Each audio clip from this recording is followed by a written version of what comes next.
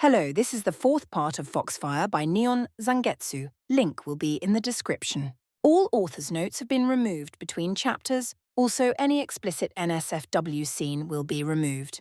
This part will cover chapter 26 to 34. Chapter 26. And what happens when those knives come out? We do what? Sit back, drink, and say nothing? On the contrary. We wade into the fray. Tilda? The Black Wedding, Part 2. He was late. Terribly, horridly late. No time to say hello nor goodbye. He was late, late, late. There was joke to be had there, somewhere. But Grandmaster Melos hadn't the wherewithal to make it. Indeed, no matter how fast he moved, nor how quickly he ran, it couldn't change the fact that he'd failed to arrive at the appointed time. Hastening down the hall of the Red Keep, the aged man could hear the sounds of Rhaenyra's so-called wedding reverberating through the walls. The castle was practically heaving with the royal family's revels, all else forgotten here in this singular moment of celebration. As such, much of the grounds had been left to fend for itself, placed in the hands of a few lesser lords and trusted servants. Having only just returned from Old Town within the hour, none dared to question his presence, the weathered parchment clutched tight in his right hand, nor the reason for his haste. Even so, he couldn't quite conceal his anxiety on this night of nights. Had he arrived earlier this morning, none of this subterfuge would have been necessary. He could have gone about as he pleased, and there would be no such need for haste. Now the shadows seemed almost alive in the moonlight, writhing under the watchful gaze of a few well-placed torches, as though they might reach out and drag him into their depths when he wasn't looking. Likewise, he couldn't quite shake the feeling of being observed himself. As though there were unseen eyes upon him, assessing him, gauging him, weighing him for any sign of weakness. Shaking his head, he hurried on, hastening to his destination. He utterly despised weakness, especially in his old age. It was merely another sign of his failures. And they were many these days, so very many. Beyond counting, really. All because of that boy. That boy, that blasted bloody boy. Proud preening prankster. Wretched whiskered warrior. Wherever he walked, chaos followed in his wake. His presence upended schemes centuries in the making, his deeds threw the grand game askew, and his actions, the less said about those, the better. For that alone, Melos would never forgive him for what he'd done so long as he lived. Even his absence from the Red Keep, however brief it might have been, had only served to further solidify the Grand Maester's innate hatred of him. Because, you see, he'd ruined everything. House Hightower and the Maesters had long been hand in hand with one another since the days of Maegor the Cruel, their goals aligned in bringing down the Targaryen dynasty. His order's current alliance with the Hand of the King was merely a continuation of such. These so-called dragons were not so mighty as they thought themselves. Their kind were easily betrayed, easily led, and easily manipulated. Their plan had been simple, beautiful even, in its simplicity. The death of Aemon had been an arranged incident. The death of Balon. Necessary. Both would have been strong kings. Too strong to control, so they had to, but it must look like an accident, or a tragedy. By contrast, Viserys was weak, easily swayed and unwilling to act rashly. His brother Daemon would have to die, of course, but here was a king they could control. Lady Aemma and the princess would naturally need to be removed in time, while Alicent would be encouraged to comfort the king in his time of need. One thing would lead to another, and soon enough, the Hightowers would sit the throne through royal blood. It was a fine plan. His plan.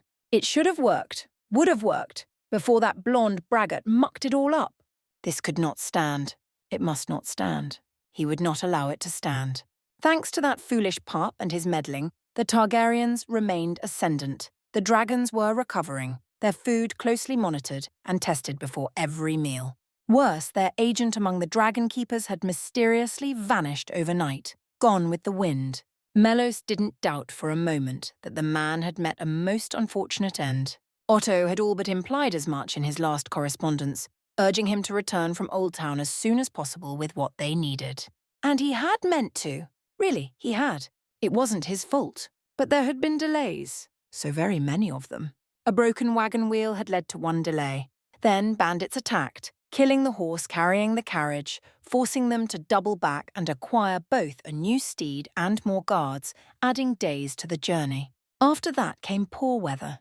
terrible storms which forced them to take shelter in a cave, which was in turn inhabited by a rather large bear.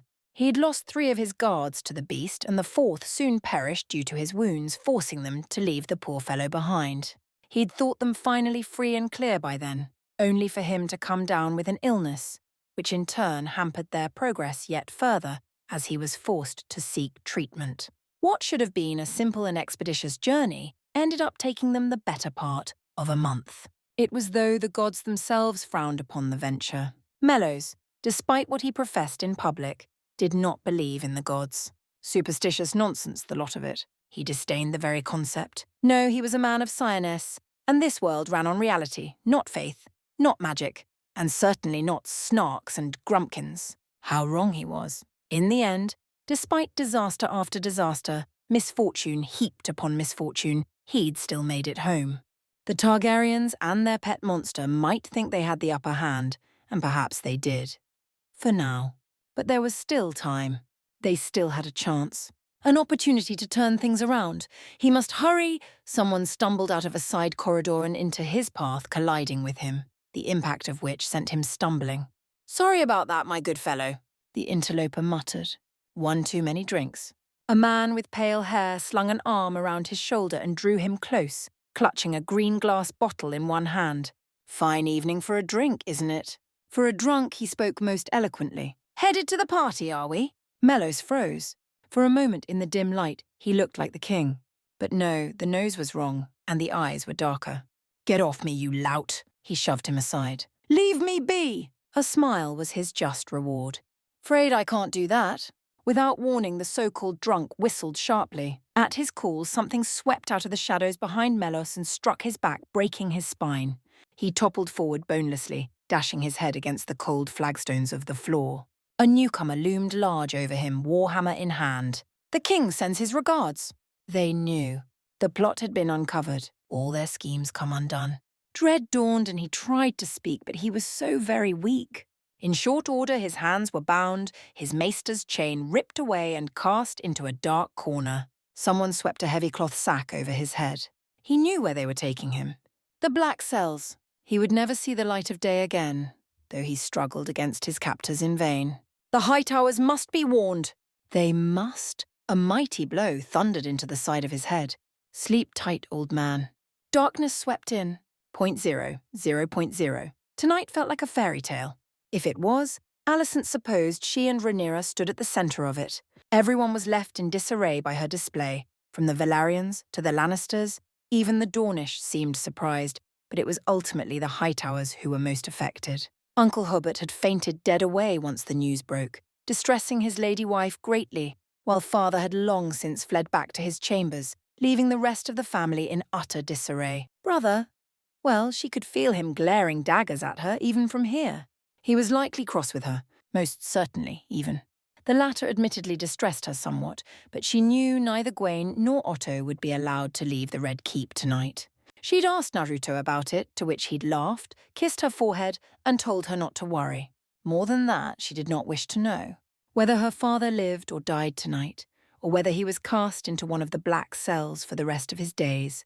No, she would not dwell on this tonight. Dwelling on the past would only drag her down out of the clouds and into the mud, and she refused to go back tot hat.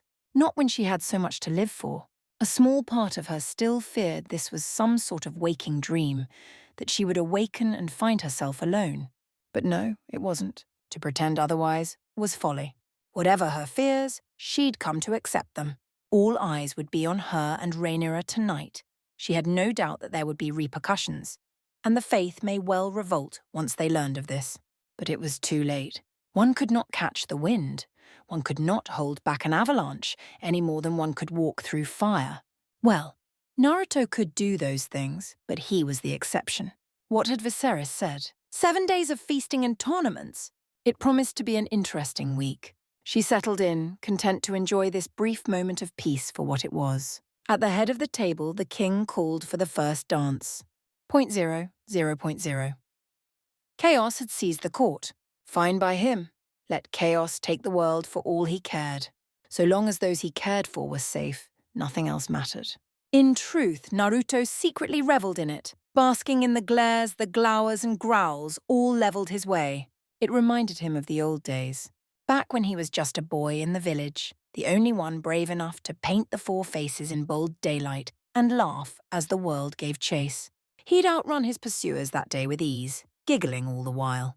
This went well beyond mere graffiti, didn't it? He'd essentially thrown down a gauntlet before everyone in this room, daring them to pick it up. Thus far, no one had. All these so-called lords and ladies yearned to tear him apart. Some might even make an attempt, but none could.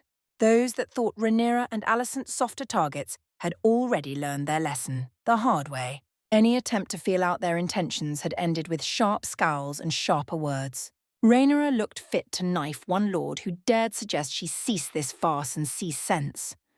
And Alicent had all but verbally torn him apart. Such was life. People didn't like change. They often fought it tooth and nail. There would be protest, of course, and he knew this would stir trouble later, but for now, there was nothing they could do. Let the storm come. Let the waves lash at the shore. He was the rock and he would stand strong. Someone tapped his shoulder and he turned, mildly bemused to find Hugh standing there. Poor Hugh. He really didn't look all that comfortable in that black doublet or those dark trousers. "Did you greet our guest?" he asked. "We did, my lord." Ulf stepped out beside him, utterly at his ease by contrast. Then again, that might have something to do with all the wine he'd been drinking. He was right where you said he'd be. Of course he was. Doddering old coot was easy to sense, and he'd not nearly enough ale to muddle his senses. It would take much more than this to impair him, let alone Kurama. "I hasn't stopped you from drinking thus far."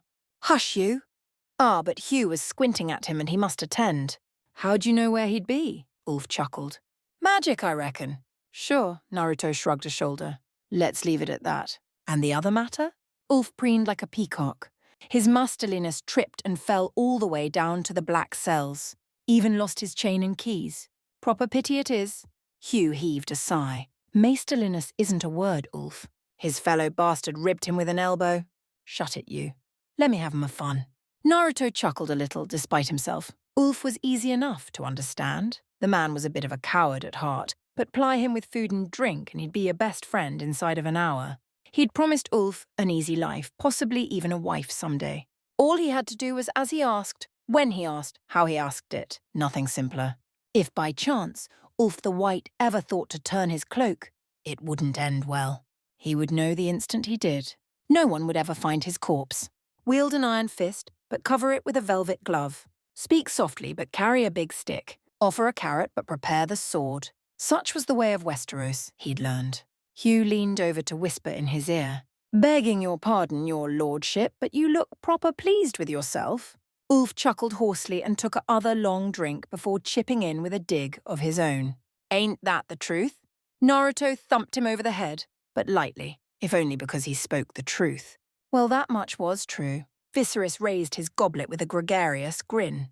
"Let us have the first dance." Naruto lifted his chin just in time to see Kristen Cole slip from the room. Finally. He thought the man would never move his arse. That was their cue then. Smiling, he stood. Let the games begin. 0.0. Sir Gawain Hightower took a deep breath and a drink to fortify himself besides. Steeling his face, he rose from the table. Then he stalked toward his sister. 0.0. Long had he waited for this moment, this day, this instance. Sir Kristen steadied his heart and doubled back. Sweet oblivion awaited him at long last. Finally, he would be free, one way or another. 0.0. Rhaenyra smiled and lifted her hand. "Shall we?" Naruto took her palm, leading her forth. So it began. Or 0.0.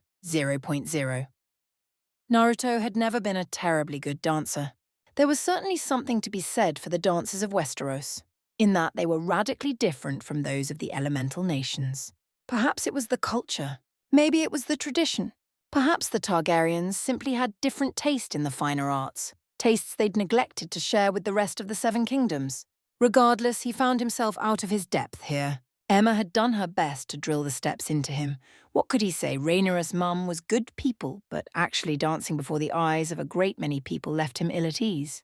He could sense their intent, and not all of it was kind. It didn't do wonders for one's focus. Rhaenyra went first, taking him by the hand as they swayed, stepped, swayed again. Theirs was something of a strange dance, all slow steps and waving arms as they circled one another like two dragons eyeing each other up, an invisible tug-of-war between them. She hummed as he led her through the steps. I was never much of a dancer. Naruto fought down a chuckle, spinning her easily. It's not all that different to combat. One hand swept across his stomach in passing. I shall hope for a different outcome then. Finally, they bowed out to great applause. The rest of the crowd closed in and the drums beat anew, heralding a different sort of dance. From there, the night began to blur as he passed from one partner to another. Alicent demanded a dance from him, looking terribly cross for reasons he didn't understand, and he couldn't bear to deny her. He swept her up into a merry jig from the elemental nations that actually made her laugh, a dance more than a few tried and failed to emulate as they parted ways. The Queen danced quite well, he found.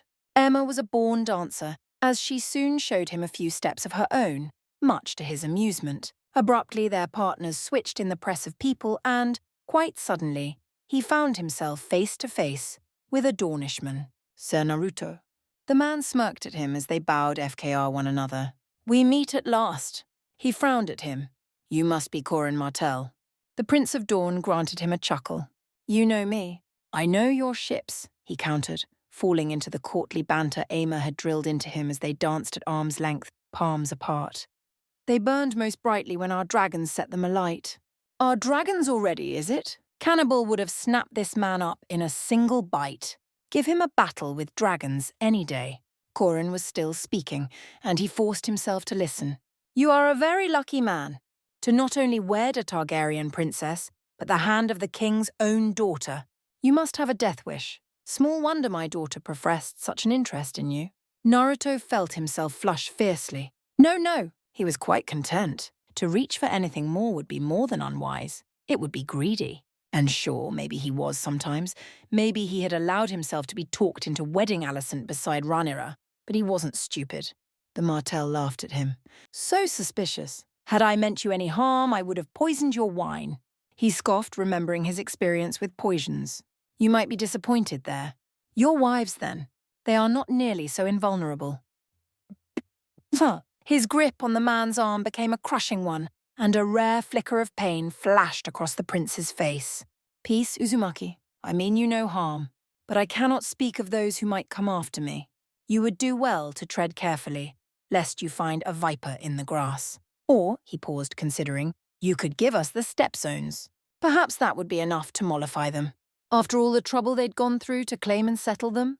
Not happening. You are stubborn. Good. His rival grinned. I would think less of you otherwise. Allow me to give you a warning then, from one man who loves his family to another. The Hightowers presented us with an offer. Alejandra and I were not interested. As I said earlier, I would sooner sleep with scorpions. But other houses were not so disinclined. Naruto felt his brow furrow just so. And who are these others? I could tell you. Such as? Corin surprised him with a chuckle. They hate you. You do realize that, no? All that you are, all that you will ever be. The Veiled Chief among them. A sudden commotion near the entrance drew his attention. He heard raised voices, angry shouts and accusations. Naruto's sixth sense bridled, sensing danger. And then someone screamed. He'd been waiting for it. He caught a glimpse of the white cloak and silver armor, then the man wearing both, and blew out a sigh. Idiot. Sir Criston wrenched Rhaenyra away from her latest dancer, Demon, yanked her part by the wrist and slashed down at the princess, carving her from hip to sternum. Not a moment later, the princess exploded in a plume of smoke and fire, blasting him backward. Caught unawares, the traitorous Kingsguard stumbled onto the back foot, warding one hand before his face. Perhaps had he his wits about him, he might have had the time to raise his sword or seek another target. Alas, he did not, could not, for a hush fell over the hall. Corin rumbled a laugh. Clever of you. Clever. He hadn't seen clever yet. Rhaenyra, the real Rhaenyra, stepped out of the crowd in a rush of dark silk, swept low, and drove a dagger into Cole's left thigh. Her former protector buckled with a scream and came crashing down to one knee, lashing out like a wild animal as he went, but she was already gone, melting away to the safety of the guards. Even as she did, Demon waded past his niece and dealt him a mighty right hook, sending the craven reeling. Men and women drew back one and all, leaving the startled, stumbling Kingsguard alone, vulnerable. More than that, visible. The outcome was never in question. Viserys burst to his feet, red with rage. "Seize that man!" Naruto hummed happily. Sweeter words had never been spoken in all his life. He lunged forward, crashing down upon Sir Criston Cole like the fist of an angry god. Chapter 27. You want the fancy lord talk from me? Fine. I may be Lord of the Stepstones these days, but I'm also the Master of Whispers as well. Or have you forgotten? When someone gives me a title and a task, I take them both seriously, unlike you dolts. Sadly, the toads no longer answer my call. They cannot hear my words, nor can they help me in my work. Maybe the distance is too great. Maybe they no longer recognize me. Maybe I've changed. I don't know, and it saddens me greatly. That's another piece of my homeland gone. I'm sure you have no idea what I'm talking about. You never will. I pity you for that which you will never know nor gain. Yes, the toads may no longer heed my request for summons, and probably never will. However, something else does. They heard me during my time in the Stepstones. They answered my cries. They accepted me as others did, and unlike the toads, they have eyes everywhere. They are many, each of them a legion. Who are they? You know them. They know you. You see them every day, as they see you. You don't spare them a second thought. Yet you walk and talk and wither and wail under the news their wings bring. Shall I introduce you to them? Tilda? The Black Wedding, Part 3. Have you taken leave of your senses, sister? Alicent knew that voice, just as she knew who had come to confront her. And yet, despite that, she felt no fear. She knew his arrival was an inevitability, best to cut to the quick and spare him any pain. Steeling herself, she turned away from her meal entirely, lifted her chin, and resolved to make this brief. Or so had been her thoughts, until she looked upon her beloved older brother. The moment she laid eye upon him, she found herself forced to reassess. Oh dear, she hadn't seen her brother in years. He'd grown. Alas, Sir Gawain Hightower seen better days. His doublet was unbuttoned and his hair askew, his expression torn somewhere between a pained smile and a grimace, all made possible by the half-empty goblet clutched tight in his left hand. She sniffed once, frowned now at the scent emanating from him and bit back her initial response, only for her tongue to betray her. You've been drinking. Of course I've been bloody drinking. He swayed a little and set the goblet down at her table, the better to balance himself with both hands and glare down at her where she sat. How else was I to pluck up my courage and talk to you, sister? This was going to be an ordeal, wasn't it? One she must face alone. So be it. Naruto and Rhaenyra were dancing amidst the crowd, and the most of the Targaryens with them. Viserys was in talks with Sir Lionel Strong over some small matter or another, but he looked her way now, ready to render aid if need be. Alicent waved him down. She could handle this. She must, if only to prove herself. Steeling herself, the soon-to-be princess blew out a quick breath and schooled her mien into a regal look, her outer facade betraying nothing of the conflict within. You may speak with me whenever you wish, Gawain. There's no need for this. Gawain thumped a fist down upon the table with an angry noise, causing her to jump. Blast it all, he'd rattled her. This wouldn't do. Find your centre. Breathe. Alicent closed her eyes for a moment, basking in the music of the wedding. Rhaenyra laughed somewhere in the background. The sound of her dear friend's mirth lent her strength. When next she opened them, she had found her centre once more. Have you something to say, brother of mine? He glared at her, swaying a little. You know damn well what I want to say. Her lips pursed into a thin line of narrow displeasure. This is a wedding. There's no need to use such crass language. Your wedding, yes. One couldn't possibly miss the bitter edge in his voice. So nice of you to tell us. He tottered a little and swept a hand out toward the dance floor. We're all very happy for you. He was angry. She supposed he had a right to be.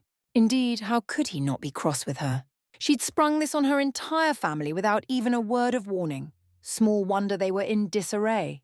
But that had ever been the plan. Sow chaos in the hopes of forcing the Hightowers to show their hand. And it was working beautifully. Perhaps a bit too well, really. Still, she smiled for her brother. I appreciate it. That seemed to confuse him for a moment, for he pivoted back to her with a frown. You cannot be serious. Alicent clasped both hands together and laid them on the table, resting her elbows there in a subtle display of defiance. I am. Gwaine goggled at her for a moment, took another long drink from his goblet, then rallied. They made you do this, didn't they? His voice was low, tones hushed in brother concerned. You were coerced, threatened. The king means to use you as a hostage against father. That's his play, isn't it? He truly did not understand. She pitied him. How sad. Reaching across the table, she laid a hand on his. I've never been more certain about anything in my life. Gwaine jerked his arm away. This is madness. The realm will never stand for it. The faith will revolt. Once upon a time, she might have cared for such a thing. Now, she shrugged a shoulder. Let them. He recoiled at her blasé behaviour. Lovable, honourable oaf that he was. Where will you even find a septon willing to acknowledge such a union? Alicent hid a thin smile behind one hand. Little did he know they'd already found one. A rather charming young fellow named Lorgar who'd followed Naruto all the way from the Stepstones. Granted, the man might believe her blonde beloved was one of the seven himself, but everyone had their eccentricities, so who were they to question his? The High Septon might kick up a fuss and try to annul the marriage, but if he did, they'd simply replace him with someone more pliable. And whomever came after him, on and on it would go until the faith admitted defeat. They would not be allowed to relive the dark days of Maga the Cruel, and should they try, well, they had more dragons than Maga ever did, a great many more. The outcome was not in question. Instead, she lowered her hand and schooled her face into a stony stare, just as Queen Aemma had taught her. I am not his pawn. Gwaine squinted her. Beg pardon? I am not father's pawn, she repeated slowly, dragging out each word for maximum effect and damage. It would behoove you to think twice before you make such accusations. Such slander is often punishable by death. He went still. You would kill me? Alicent paused, considering. I would take no pleasure in it. Brother barked a bitter laugh, the sound nearly lost in the clamour of the wedding around them. But you would do the deed regardless, and thus you allow yourself become their whore. Alicent nearly burst to her feet and slapped him on the spot, but no, that was what he wanted. A reaction, an excuse. She refused to give him one. Naruto and Rhaenyra were the impulsive ones in this marriage. The former had sheer strength to back up his deeds, while her fellow princess often brandished her family name better than any blade.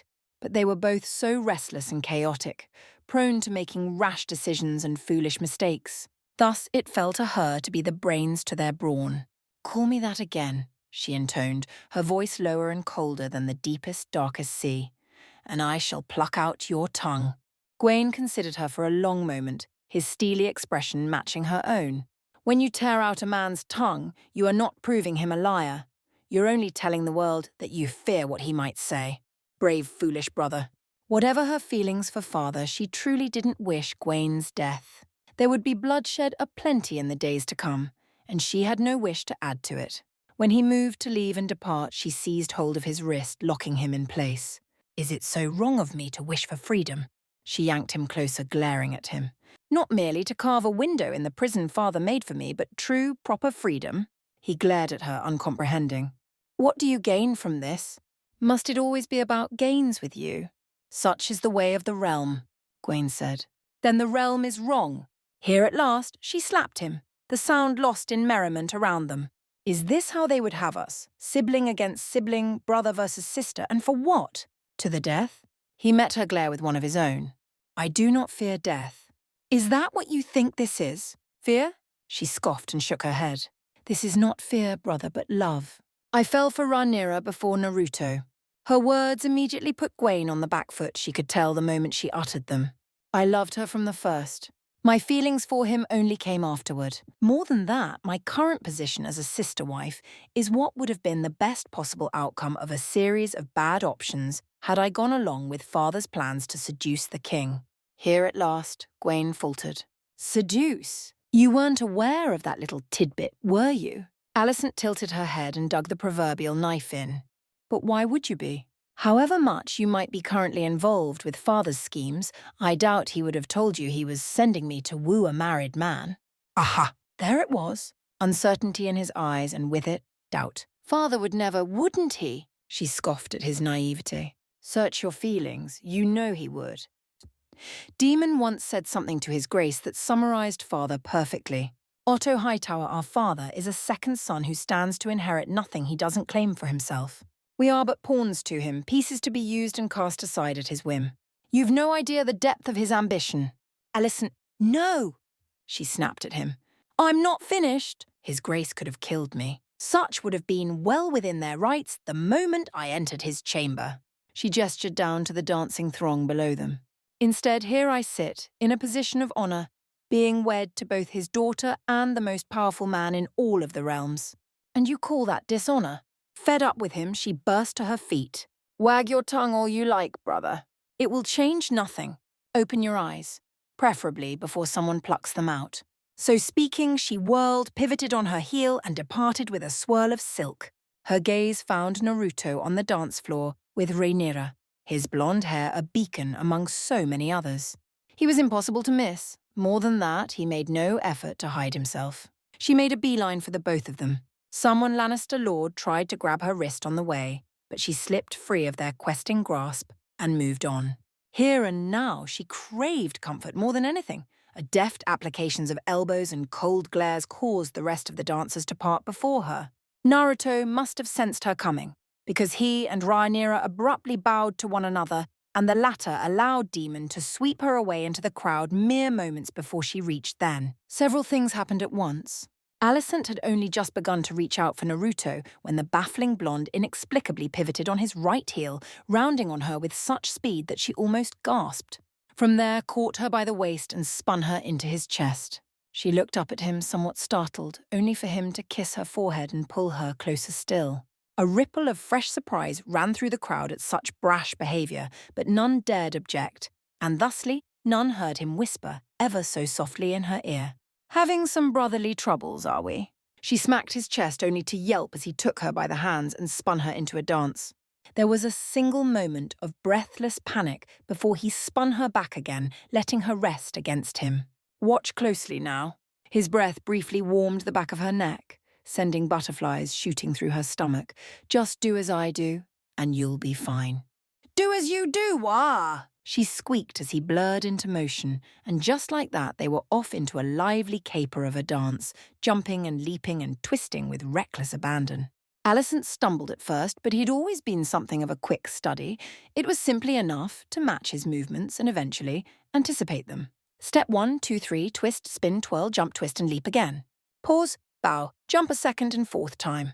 Likewise, a lilting laugh leaped from her lips. What kind of dance is this? One of mine? He laughed not at her, but with her. Try to keep up. Alicent did her level best. All eyes watched them caper and cavort. She could feel every gaze upon them, searing into her back. Rhaenyra hollered her encouragement somewhere among the gallery, but she'd long since grown so dizzy that she could no longer tell friend from foe. She only had eyes for her partner, and he, her. All the hall had cleared around them, leaving them in their own little world. A small part of her wished this night would never end. Or better yet, that the other 6 could simply be skipped, and that they could leap straight to the wedding ceremony. It was not to be. As quickly as it had begun, the dance ended and the drummers hastened a new beat. She could feel all eyes on them, breathless as they spun away, and for a moment, just a moment, she lost herself. Heart racing in her chest, pulse pounding in her ears, she stepped in, threw her arms around Naruto's neck and kissed him full on the mouth, all but welding her body to his. This time, there could be no disguising the gasp that went up. There! Let that prove her intentions further. Thank you, husband. The words were for his ears and his ears alone as she drew away. I needed that. She didn't miss the pleasant little shiver that shot through him when she said the words. He dipped his head low to peck her on the lips, perfectly polite, but she didn't miss the spark in his eyes. He looked like he wanted nothing more than to rip her out of that dress, bend her over and do things to her. The thought warmed her in return and stirred her thoughts in return. Later, he whispered to her the word the darkest seduction, the most primal of promises. Alicent dared to kiss him one last time in full view of the court, lips lingering on his as she pulled away. I'd like that. Later indeed. Content, she bowed out before she could lose herself and let another dancer take over, her temper soothed. From there, she watched from afar as he danced with Queen Ayama, followed by Prince Korin. And then came the calculated chaos with Cole. Over it all, she heard Viserys shout aloud, "Seize him!" Though, sometime later, it would appear Cole had gotten some of his blood on her dress. Or perhaps she'd done so when she stabbed him. How very vexing. Rhaenyra tutted as she endeavoured to scrub the stain from her bodice. Thankfully, it wasn't all that visible, but the sight of it irked her somewhat. She didn't balk at the violence that had led to the bloodshed, only the sheer stupidity behind the act. Criston Cole must have truly wished for death to have done such a thing. If they hadn't planned for it, she might be alarmed. Would have been, really. But she had never been in harm's way in the first place now, had she? They'd anticipated this. Prepared for it? Then a dozen other outcomes besides. In the improbable event, Cole recovered his wits and acted sensibly. Yet still, despite that, Sir Criston sought death. Now it looked like Naruto was about to deliver it unto him. Credit where it was due, he really did seize the man as father commanded. He seized him, lifted him by the throat, and proceeded to punch him right in the armoured chest. Have you ever heard the sound of a superhuman fist striking steel? It's rather reminiscent of a ringing bell, and Sir Criston Cole became that bell. It was a rather pleasant sound, Rhaenyra found. Their former Kingsguard did not fall to the floor. Quite the contrary, he flew. The sheer force of Naruto's punch ripped the man free from his grasp and cast him across the hall, where he struck the massive wooden doors. They shuddered against the impact, but remained sealed. Pity. He must have held back, not wanting to break them. Still, with nowhere left to go, Cole slid down to the ground with a groan. Naruto stalked after Jim with a scowl. Any last words? The crowd followed him, eager for blood. Rhaenyra trailed at the edges, watching it all with a slight smile. She caught Alicent's eye and winked her way, reassuring her, then returned her attention to the soon-to-be dead man. A decidedly fist-shaped impression cratered Cole's armour inward now, leaving a sizable dent behind. It must hurt a great deal and make it terribly hard to breathe. Good. She hoped it hurt. Cole swore furiously, fumbled for his sword, and slashed at Naruto with all his might. It shattered on the blonde's shoulder, leaving him clutching a broken hilt. Shit. When Naruto next blinked his eyes, they gleamed an eerie shade of gold, the flat slits of his inverted pupils wholly unamused. You're right. You really are shit at dying. Cole tried to speak. Tried to say something else. Anything, really. Naruto never gave him the chance. A knee crashed between Cole's legs, annihilating his groin. The man folded up with a wheeze, clutching his bits. Unsatisfied, Naruto seized him by his dark hair and dragged him out to headbutt him repeatedly. Once, twice, thrice. By the end, Criston's nose was little more than a red ruin in his face, leaving him wasted and gasping for air through his mouth. Well, since you won't be needing this. Dropping him, Naruto rolled the stunned knight over, tore his white cloak free from his shoulders and wrapped it round Cole's throat. From there, he used it as a crude garrote to strangle the man. No words were given, no clever speeches, just quiet execution. Somehow that thrilled her more than anything else. Wait! Demon strode forth from the crowd before he could finish him. Spare his life! Naruto paused, a breath short of finishing the dirty deed. He deserves death.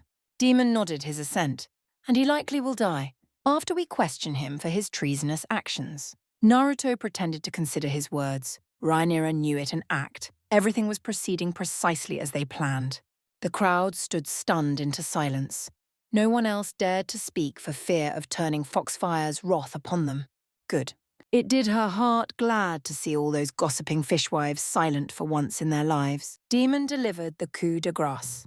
Take a trophy if you wish, but we need him alive. For now. Naruto shrugged, dug a thumb into the right side of Cole's face, twisted it, and yanked. Even Rhaenyra couldn't steel herself against the wail the fallen knight gave as he plucked out his eye. More than a few lords and ladies fainted on the spot. Naruto held up his bloody hand, prize and all. Perhaps I'll have the cook serve it up as an appetizer. She knew he was hamming it up, could tell by the twinkle in his eyes. The crowd did not. Good. Let them fear him. Naruto clicked his tongue. Corvus. A towering man bearing dark hair, clad entirely in black and grey armour, appeared behind him in a swirl of... Were those raven feathers? No, surely not. Either he was playing his part very well, or he'd gone and made a new friend when she wasn't looking. The latter seemed more likely. Just who else had he met in the stepstones? Naruto gestured to Cole's trembling form. Escort our friend to the black cells. A nod. Your will be done. Mildly unsettled though she was by the new arrival, Rhaenyra watched this Corvus teleport Cole away. She could think of no other word for the whirl of feathers that followed, with a certain grim satisfaction. One less thorn in her side, and his destruction had proven all too amusing. Sometimes it was easy to forget her husband had technically been appointed the Master of Whispers after all. Naruto cleaned his bloody hand on Cole's cloak, stowed the man's eyeball in a vial pouch, caught her looking, and promptly sketched a little bow. The utter dastard. Still, he was hers. Rhaenyra smirked and sauntered his way, hips swinging to and fro. That settled it. She was intent on having another dance and more before the night was done. Alicent was already halfway there. She would not be outdone. Viserys raised his goblet, thusly satisfied by the sight. Let the feast continue. More blood would flow before the wedding was done.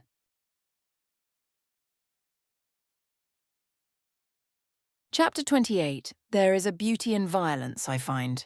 A simplicity to it all. To simply smash through each and every obstacle in one's way. You may call me mad if you wish. That's all right. I do not mind. Perhaps I am to espouse such a philosophy. But consider this. People are more honest with their swords than they can ever be with their words. Tilda. The Black Wedding, Part 4. Some say a Dothraki wedding without at least 3 deaths is considered a dull affair. Then again, in distant Qarth, women wear amazing dresses that deliberately expose their breasts. And in savage Meereen, their barbaric fighting pits are considered wonderful sport and the victors great champions. But alas, this was no Dothraki wedding, and this was neither Qarth nor Meereen. Although Viserys sometimes wished it were, if only because life would be so much simpler then. Neither Qarth nor Meereen balked at murder. So long as you possessed wealth and a strong sword arm, it was your right to use both where you pleased, when you pleased, how you pleased. Dislike someone? Kill them. Have a bothersome enemy? Lop off their leg. Problems with one is subjects? Take a few hands as an example. These days, it was more of a struggle to be a good man than a wicked one. For all their so-called claims at being civilized, Westerosi society really was no better than its neighbours. Violence often ran rampant in the Seven Kingdoms, just as much as Essos. They simply made more of an effort to conceal it. Dress it up, make it pretty, hide it away from prying eyes where none might see, all so they might say they were better. Rhaenyra's wedding week was no different. Only 3 nights ago, they'd thrown Mellows and Cole into the black cells and left them to stew in their misery until they cracked. Hobart Hightower might be joining them tonight if he did something particularly stupid. The Lord looked rather surly, as did his wife. Justifiable, he supposed.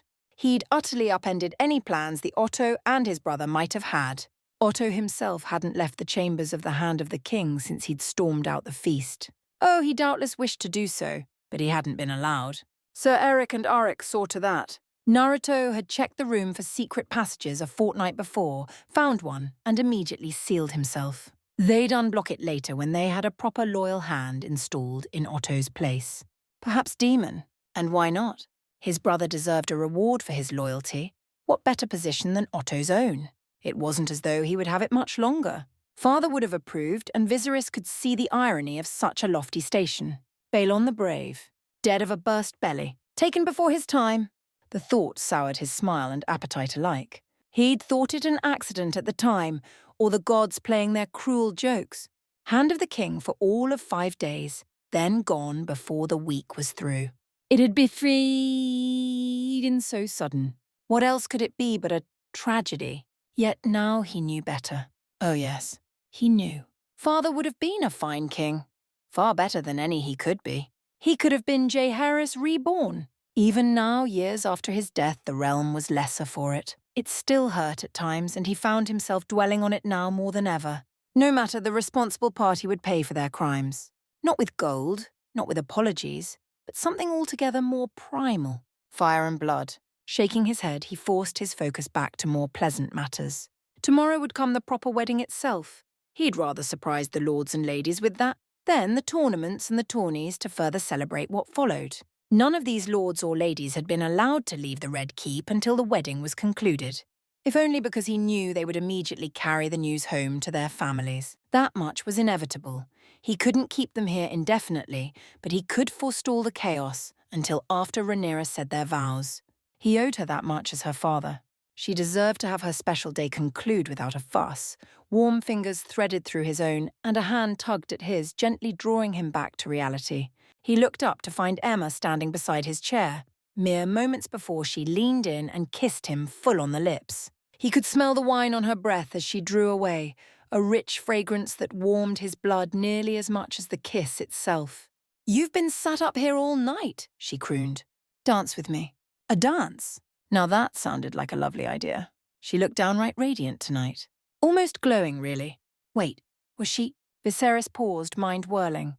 His queen, his wife, the love of his life. Could she truly be with child?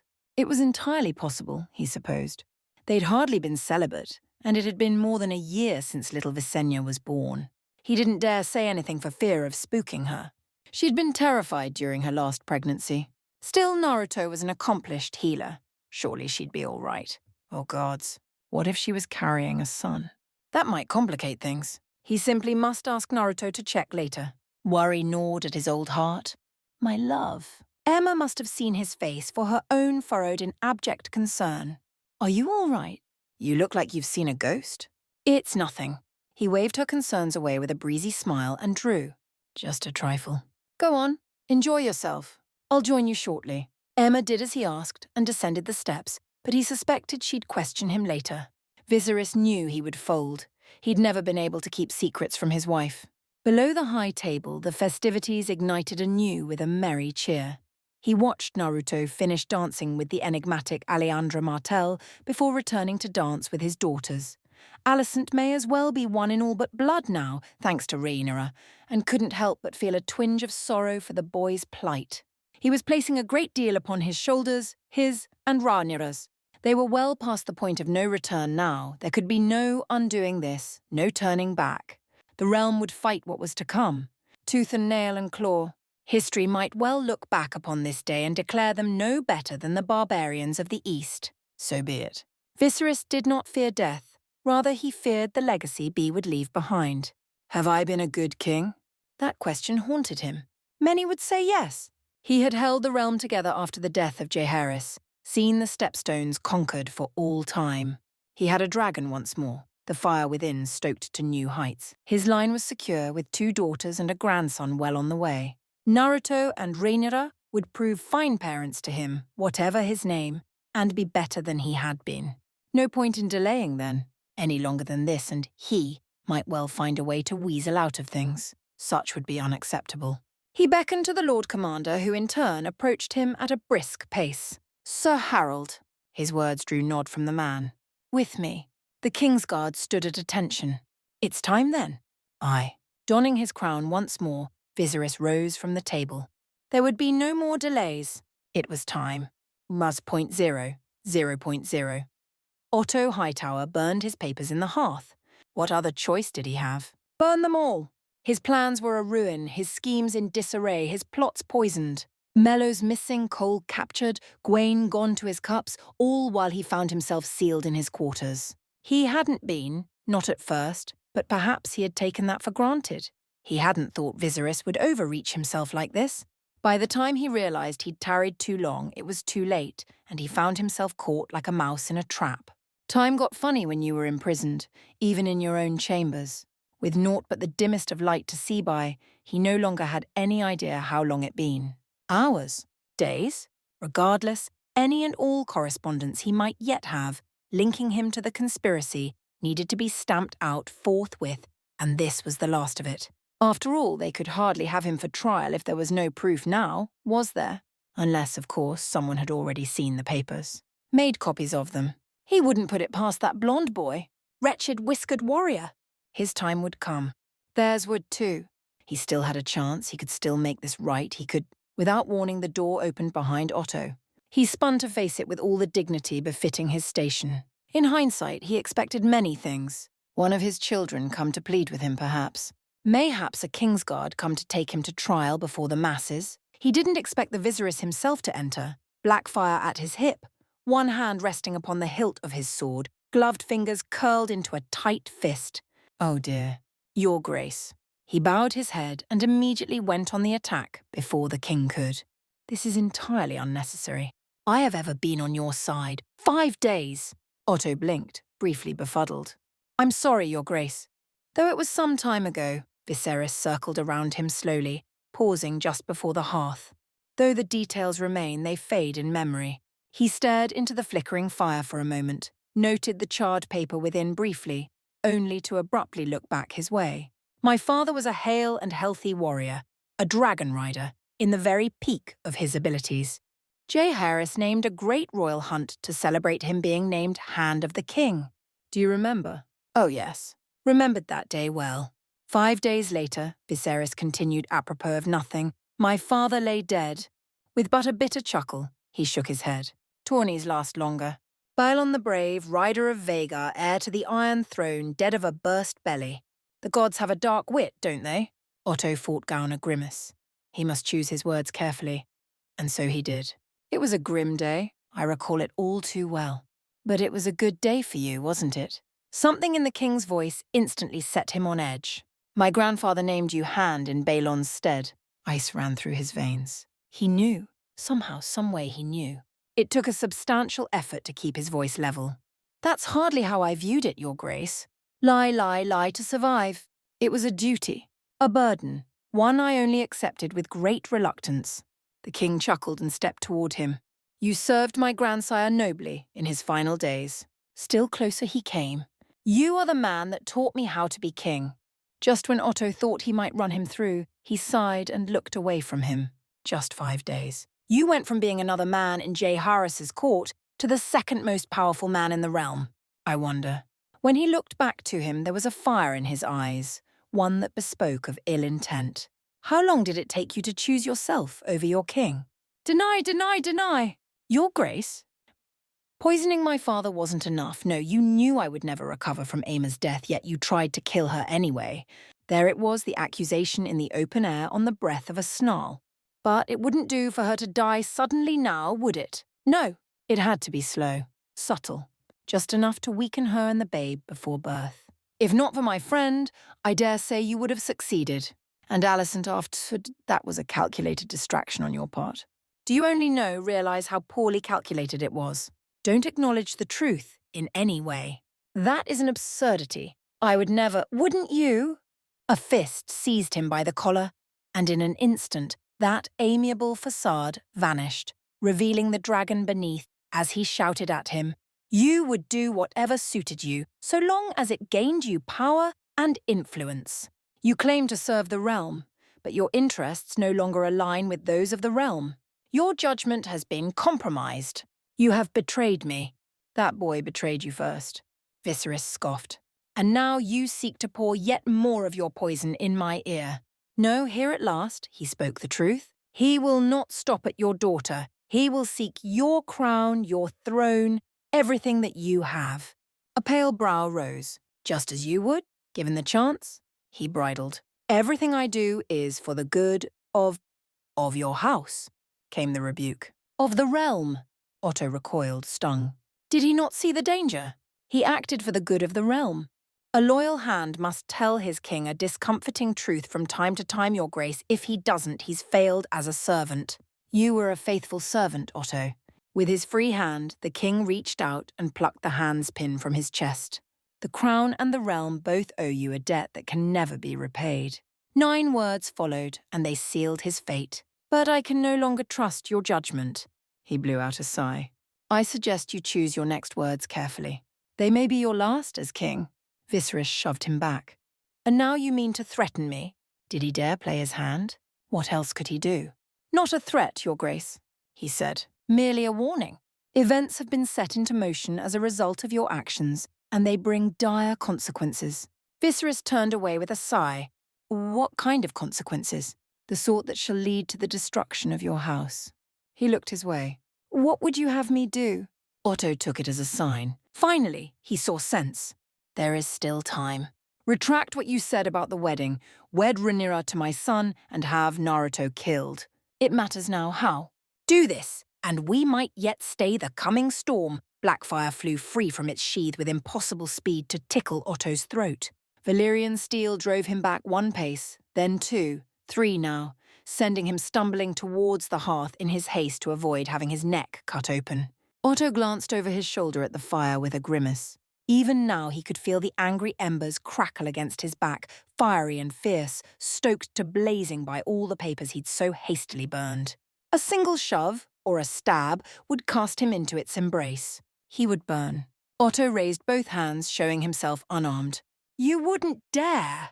My death would start a war. You seek to sow chaos in my city. Viserys bared his teeth, every word a snarl as he forced him closer still. You killed my father. You sought the life of my queen. You threaten my family with destruction and death unless I do as you bid. I've chosen my words carefully, Otto. Perhaps you should have done the same. This is blasphemy. This is madness. Madness? His lips quirked in a smirk. I wish it were. No, this is the end. A new voice chimed as the door opened. For you, at least. It was him. Of course it was. Naruto. You don't seem to understand. The young man's face was cold as he sealed the door behind him, blue eyes darker than the deepest sea. This world, that throne, they aren't yours to conquer. They never have been. Whose then? Yours? His lip curled in an ugly sneer. Foolish, puerile pup of a boy, feckless and unreasonable. Viserys forced him close to the fire. A single shove would cast him into the flames now. Go ahead, Naruto hummed. Keep digging that hole. Shall I hand you a shovel? Otto snarled at him. Do you think removing me will lead to peace? He scoffed, his derision clear. He chuckled then, a low and bitter rasp that once set his foes running for the hills. Is that what you think? Neither Naruto nor Viserys budged. He had them. He knew he did. He held all the cards, and yet, why did he have the feeling he'd misstepped? Kill me, and you will have no way of knowing what is to come. I demand a trial by... Viserys spoke over him. There will be no trial. A haunted look flashed across Otto's face. Kill me, and Alicent will never forgive you. Naruto surprised him, or rather his sudden snicker did. You've really done it now. He chuckled, then began to laugh. You idiot! Now it was Otto's turn to shiver. What could you possibly find so amusing about this? Look at you. Naruto gestured around them. Look at the sad state you're in right now. Look around you. Do you honestly think Alicent would approve of any of this? His head tilted, further driving the point home. Of what you've done. What you're doing even now. No, she would hate it. She would hate you if she saw the state of you right now. Still smiling ever so sweetly, he leaned in to whisper the last words he would ever hear. She would wish you dead. We're here to grant that wish. Otto panicked and slapped his hand against Blackfire, bloodying his hand as he forced it away from his throat. Viserys moved before he could ever hope to do anything else. Valyrian steel pierced his stomach deep, causing him to stagger with a choked sound. Naruto's blade followed soon, thereafter with cold surety. A blade in his belly and another lodged in his chest. It was too much. Pain consumed Otto. Agony. Darkness swept in. Chapter 29. Let it be known that Rhaenyra of House Targaryen, Naruto of House Uzumaki, and Alicent of House Hightower are now one heart, one flesh, one soul. Cursed be he who would seek to tear them asunder. Tilda Lorgar Septon of the Seven Soon-to-be Nine. The Black Wedding, Part 5. Otto awoke with a start. Not in the light, but in the dark. Hold a moment! Why wasn't he dead? When he tried to rise, he found that he could not. Someone had stripped him of all finery and every scrap of clothing bandaged his wounds, and left him chained naked to the floor, dark and dank warm stone against his back. Where was he? A cavern of some sort? No, that didn't make a lick of sense. Caverns were cold. This place was strangely warm, almost worryingly so. Concerned, he rattled his limbs, but no, his arms and legs remained bound. Another attempt to move resulted in yet another failure. The chains were old but strong. He had nothing by which to break them. Where was he? These were not the black cells. A torch lit the darkness, driving away the shadows. He turned his face from it, watched someone set it into a brazier, now. The hooded visage of a stranger regarded him, wearing a heavy cloak. What is the meaning of this? He rasped out. Who goes there? Said stranger peeled back their hood, revealing themselves to him. His stomach sank. Alicent? No. Must stay strong. Daughter. Father. She lifted her chin. Are you comfortable? What kind of question was that? Of course he bloody well wasn't. And yet she kept staring. So stubborn. So like her mother. A shame he'd been forced to dispose of that woman. You missed quite the clamour in King's Landing, she said suddenly, apropos of nothing. I would have liked to see you at my wedding today. Otto strained against his chains. It is not too late. Yes, she interjected softly, it is. A muscle jumped in his jaw. Willful lass. She regarded him for a long moment. Is that what you fear? Me, thinking for myself? The words sent a chill shooting down his spine for all the wrong reasons. Her face was blank, reflecting not an iota of emotion. It is, isn't it? He heard the skittering of something in the dark. Where am I? Alicent didn't answer. I did not wish to be here, she said suddenly apropos of nothing, startling him. Nor did I wish to see you in such a story state. But I believe I must see this, if only to be certain of your death. Was thar it, then? Was he to be tortured for her sick amusement? How droll. Two could play that game. You will never truly be rid of me, child. My legacy will live on through you. Will it? She tilted her head, face eerily blank. My children may bear your blood, but they will be raised as Uzumaki. Not those of the High Tower. Fury lent his voice strength, if only for a moment.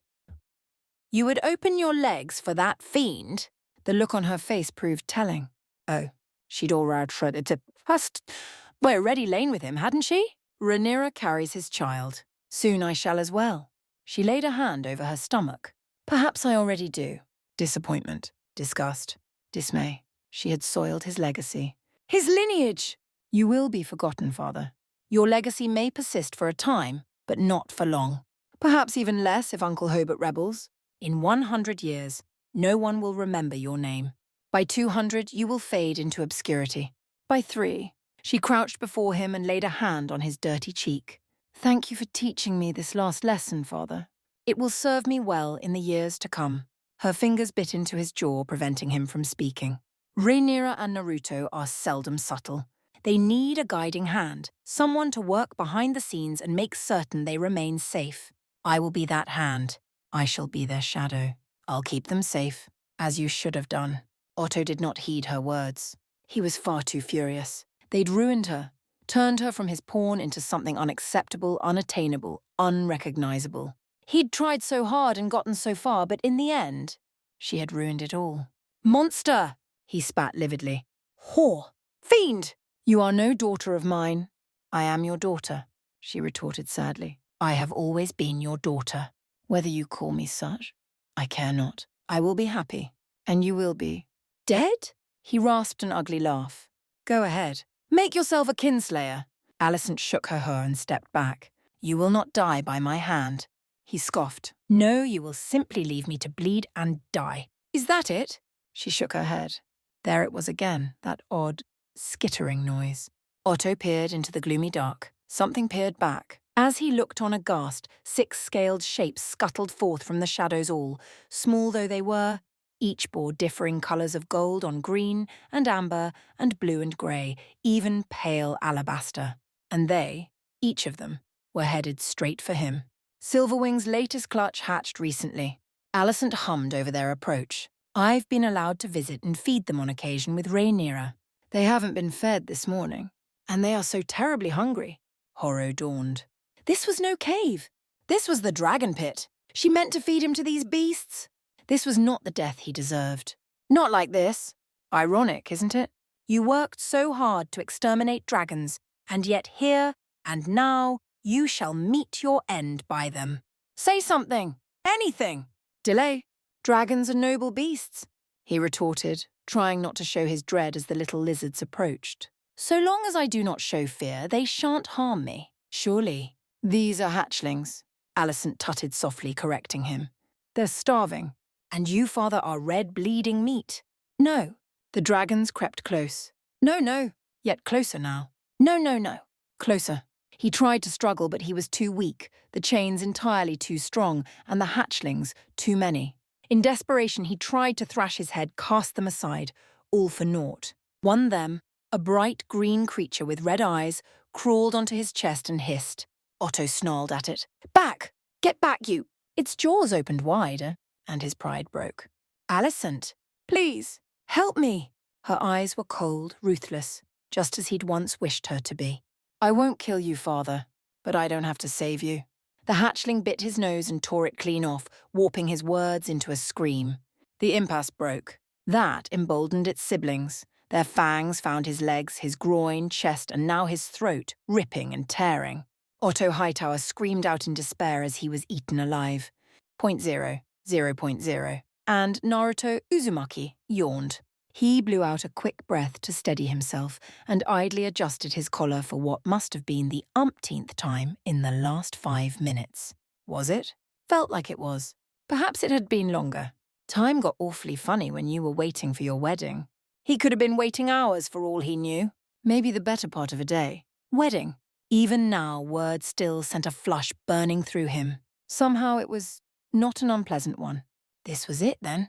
He'd faced down savage shinobi, grappled with gods, danced with dragons, all without balking, and yet the idea of marriage set his heart racing. He'd never thought himself the marrying type, you know? Never the sort to try this whole settling down thing, starting a family, raising little ones. It had just never in the cards, you know. Not back in the elemental nations, at least. There was always one conflict or another, always another bout, another battle to be fought. Westeros had been much the same for most of his time here. But here and now, there was actually a chance to settle and breathe. Despite that, a small part of him wanted to turn and run, batter down the door and flee across the narrow sea. Those are just nerves talking. You'll be fine. He cast his thoughts inward. Easy for you to say, Kurama. You're not the one getting married. Am I not? I'll be looking after Rhaenyra and Alicent, just as you will. At least you'll be getting something out of it. He winced a bit at the rebuke, even if it hadn't been intended as such. I'll try to include you more in the day-to-day. I demand that your brats call me Uncle Kurama. I'll settle for nothing less. A peal of laughter escaped him, taking the tension with it. Sure, any word on our friend? I can sense him. He's nearby. That was good to know. Wonder what's keeping him, Kurama scoffed. How should I know? I'm not a mind reader. Would that he were. Sensing people and their emotions wasn't all it was cracked up to be. And those bloody bells wouldn't stop tolling. The sept was starting to give him a headache. Darn sensitive senses. They'd isolated him in a small chamber where he was even now being prepared by several servants before a great many mirrors. His surly reflection said exactly what he thought of that. Mercifully, his attire hadn't been changed from the feast. For that, at least, he was grateful. Alicent and Rhaenyra would likely have new dresses, and he was rather curious about that, yet for now he had no choice but to wait while the last-minute preparations were made. Today's wedding was unusual, and that it was technically Rhaenyra's wedding, not his. She was the main focus here. He was being brought into House Targaryen alongside Alicent. Thus they'd be meeting her at the altar. Some of the nobles had been fussy about that. Said it defied tradition. Meh, let him hang. His right ear twitched a moment before the door opened. A wave of his hand shooed the servants out just as she entered. He pretended not to notice her. Right up until Alicent's chin came down on his shoulder. Husband. You're really calling me that whenever you can, eh? The former Hightower lass hummed into his neck, and he leaned back into her, taking solace in her company, allowing his gaze to rover over her wedding dress. She looked lovely. Alicent had chosen a beautiful baleful black gown to contrast the amber colours he wore. It flowed all the way up to her neck, revealing not an inch of skin below her chin, which somehow only further served to accentuate the beauty within. Who said black was a mourning colour again? She rocked that dress. He thought the long sleeves and black gloves were a particularly nice touch. Probably had black heels on under the dress as well. She did herself proud, or at least he thought so. Still, he liked seeing her in brighter colours too, you know. Promise me you'll wear something more colourful next time, he asked. Gladly. I dare say we've worn enough black for a lifetime. She laughed into his shoulder. They'll be calling it the Black Wedding, as this rate.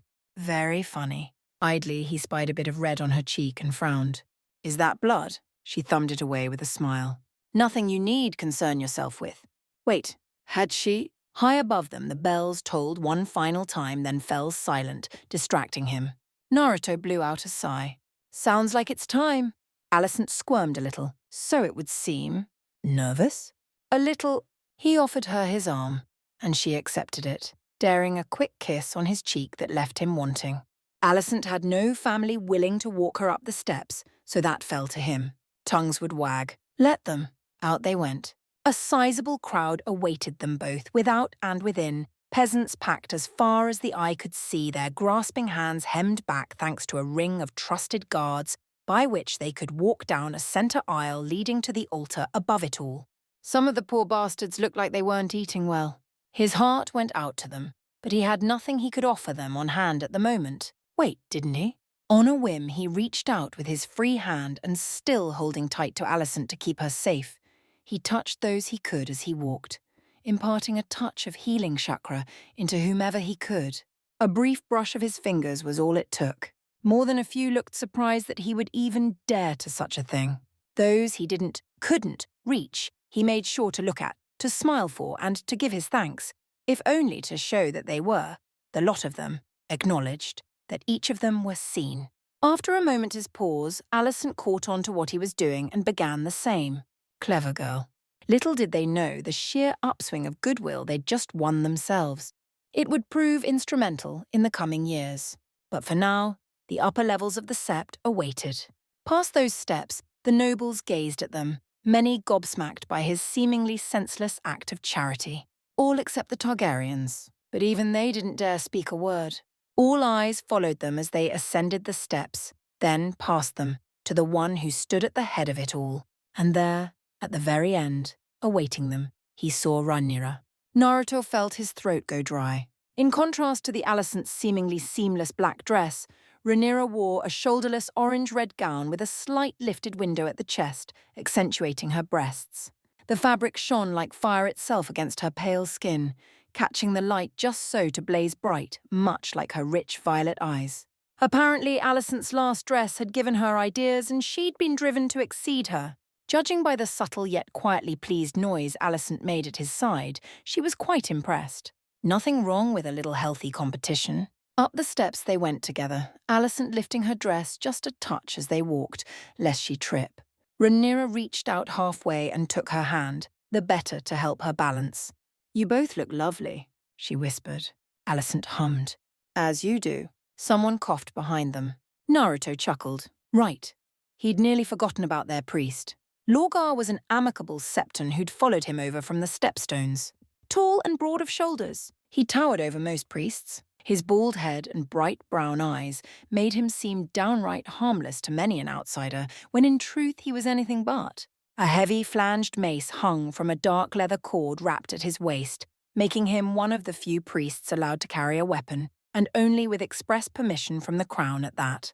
He could hardly blame him for wanting to protect himself. Most everyone probably had at least one hidden dagger on them today. Weddings were dangerous in Westeros. People got ideas during weddings. Bad things happened during weddings. Not this one, they wouldn't. He'd kill whoever tried anything. So he swore. "Your Holiness." Lorgar bowed his head, granted him a small smile, followed by Alicent and Rhaenyra in return. "My ladies, are we ready to begin, or do you require a moment?" Naruto didn't deign to correct him. No need to antagonize the poor fellow. Arguing would only upset him. He'd let him believe as he wished for now. Still not quite sure why the man thought he was a god, but at this point he wasn't going to question it. When in doubt, go with the flow. Rhaenyra nodded, and the septon raised his voice for all present to hear, noble and present alive. "You may now cloak both your beloveds and bring them under your most holy protection." In return, Rhaenyra quirked a brow Naruto's way. Despite his nerves, he smiled. She'd been rather explicit about this part. Naruto chuckled, brought both hands together and burned an old gold, calling upon Kurama's chakra in all its towering might. But, rather than allow his partner to manifest in the sept and carelessly crush everyone under his might, he took the offered energy and twisted it. The result was something extraordinary. That shining chakra spread out around him like a cape, one he draped about himself, Rhaenyra, then Alicent's. Shoulders for good measure, Lorgar's gaze burned with fresh fervour at the sight. "Your Grace!" He looked to Viserys near the steps, followed by Daemon and Aemma, then Hugh and Catherine with Ulf, and all those behind them. "My lords, my ladies, we stand here in the sights of gods and men to witness the union of man and wives. One flesh, one heart, one soul, now and forever." Rhaenyra perked up as Alicent did the same.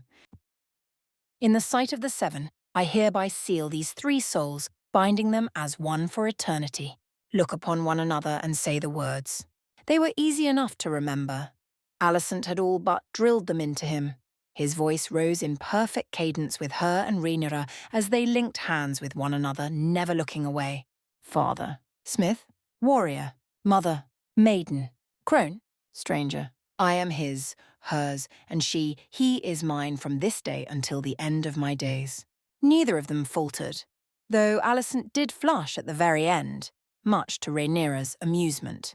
Lorgar continued apace, and Naruto listened with one ear, trying to focus on multiple things at once. Already his senses were stretched thin, bristling for any sign of deceit or ill intent. Any moment now, the doors would burst open, and men with crossbows would stalk inside, or someone would tear a dagger from their sleeve and throw it their way. Swords would be drawn as men stormed the altar en masse, hollering for blood. But for all his suspicions, nothing happened. No knives came out, not a one. Somehow that concerned him more than anything else. The enemy had to know that this was their last, great chance to stop what would be seen by many as an unstoppable union. Yes, it would be foolish to attack here and now with so many watching eyes, but it would also be foolish not to try. One could not make a statement if one did not act, after all. Yet no one did. He expected a challenge, a reason to fight, an excuse to execute some of the odious nobles eyeing them with such disdain. Few of them liked him, and they liked this marriage even less, but their unease and anger stemmed more from their woodened pride than any true desire for violence. Someone might try something, though. Rhaenyra nudged his side, bringing him back to himself just in time to hear the last of loyal Lorgar's words. Let it be known that Rhaenyra of House Targaryen, Naruto of House Uzumaki, and Alicent of House Hightower.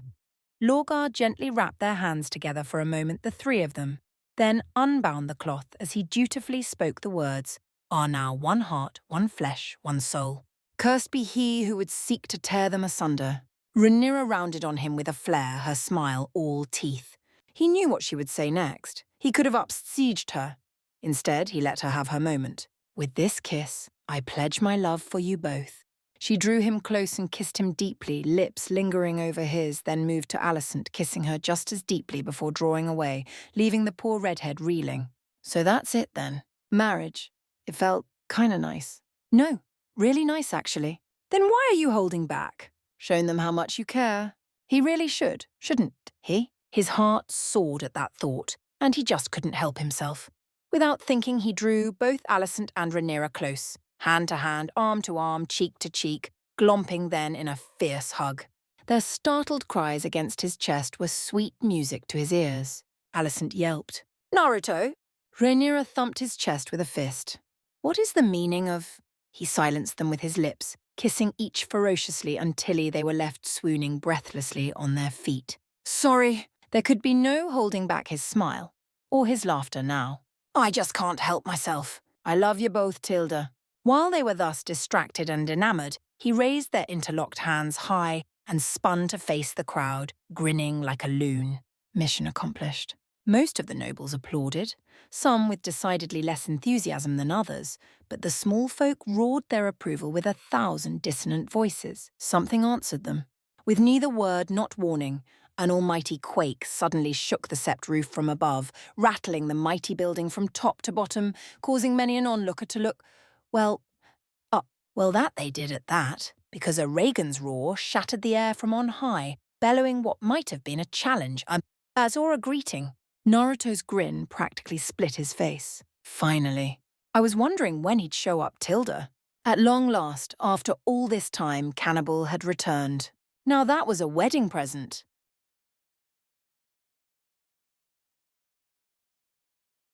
Chapter 30. What a mouse wants is nothing. What he has is nothing. You will provide me the feast. I won't give you a damned thing. There is no distinction. There is no you. You are the child of fire. A part of me, and you will obey. Tilda, the long-awaited confrontation child of fire, Cannibal flared his wings to belt out another raucous roar, rattling the very world. Yet for all that, he did not attack. Curious. Rhaenyra winced, one hand over belly. Was that a challenge or a greeting? Naruto didn't answer at first, rather he strode forward. Let's find out. Alicent tugged at his arm. Must you?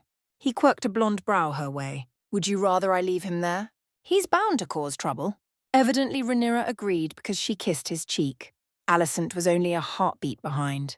Be safe. He beamed a little and strode forward to stare at the massive ebony beast before him, eyes narrow as he waited for it to make its own move. The people of Fleabottom had already fled, the gold cloaks having done their duty to safeguard the people.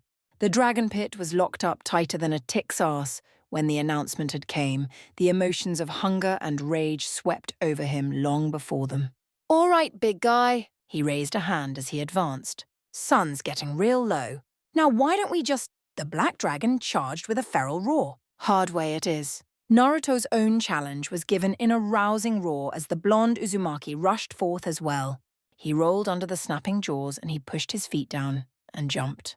Senjutsu chakra channeled through his veins as he crushed the earth and filled the air with his vastly smaller body and slammed into the massive drake and tackled him not only away from the mudgate but off the cliff and down to the beach, the snarl of the cannibal filling the air as the sound of crashing rocks did. Crashing upon the sand, Naruto grabbed the massive horns and flexed, all of his sage chakra filling his muscles and straining them to their limits, slammed the dragon upon its back, the earth shaking from the beast's crash, water spraying as its mass landed across the sand and water. Flames lashed out, and with a grin he grabbed a hold of the emerald-coloured destruction through the use of his Six Paths chakra, condensed it, spun around and grunted as he hurled the flames right back at the cannibal with a laugh. A grin split his face as he watched them detonate explosively upon contact with his body. However, he wasn't expecting a response. Nor anything, really. Flames against the Father of Fire? The dragon questioned as the smoke vanished. You would do better to hurl rocks at a mountain. You're not cannibal, Naruto balked, only for the dragon to snarl in response. There is no cannibal, Tilda. He leapt into the air, swiping a clawed wing at the flame-clad man who grunted as he evaded the attack, opened his right hand and clenched his fingers into a claw. An eerie hum arose in the air as motes of blue light swirled within his grasp, growing large now, largest. He didn't give the dragon time to think. Thought was the enemy here. He dove down and struck. Rasengan!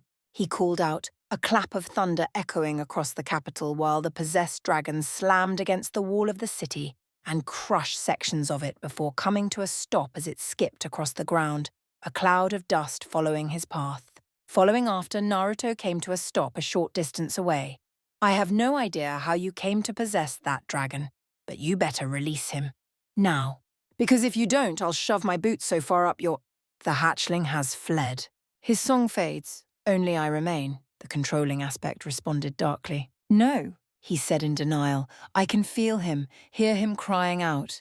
He responded as he landed on the ground. Smoke and fire burned around the two, but they continued to look upon the other, gazing upon their adversary.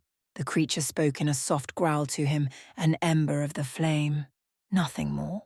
Naruto growled as he came to understand. I see. Release him. That dragon wouldn't want this. He would never want this, he stated with narrowed eyes.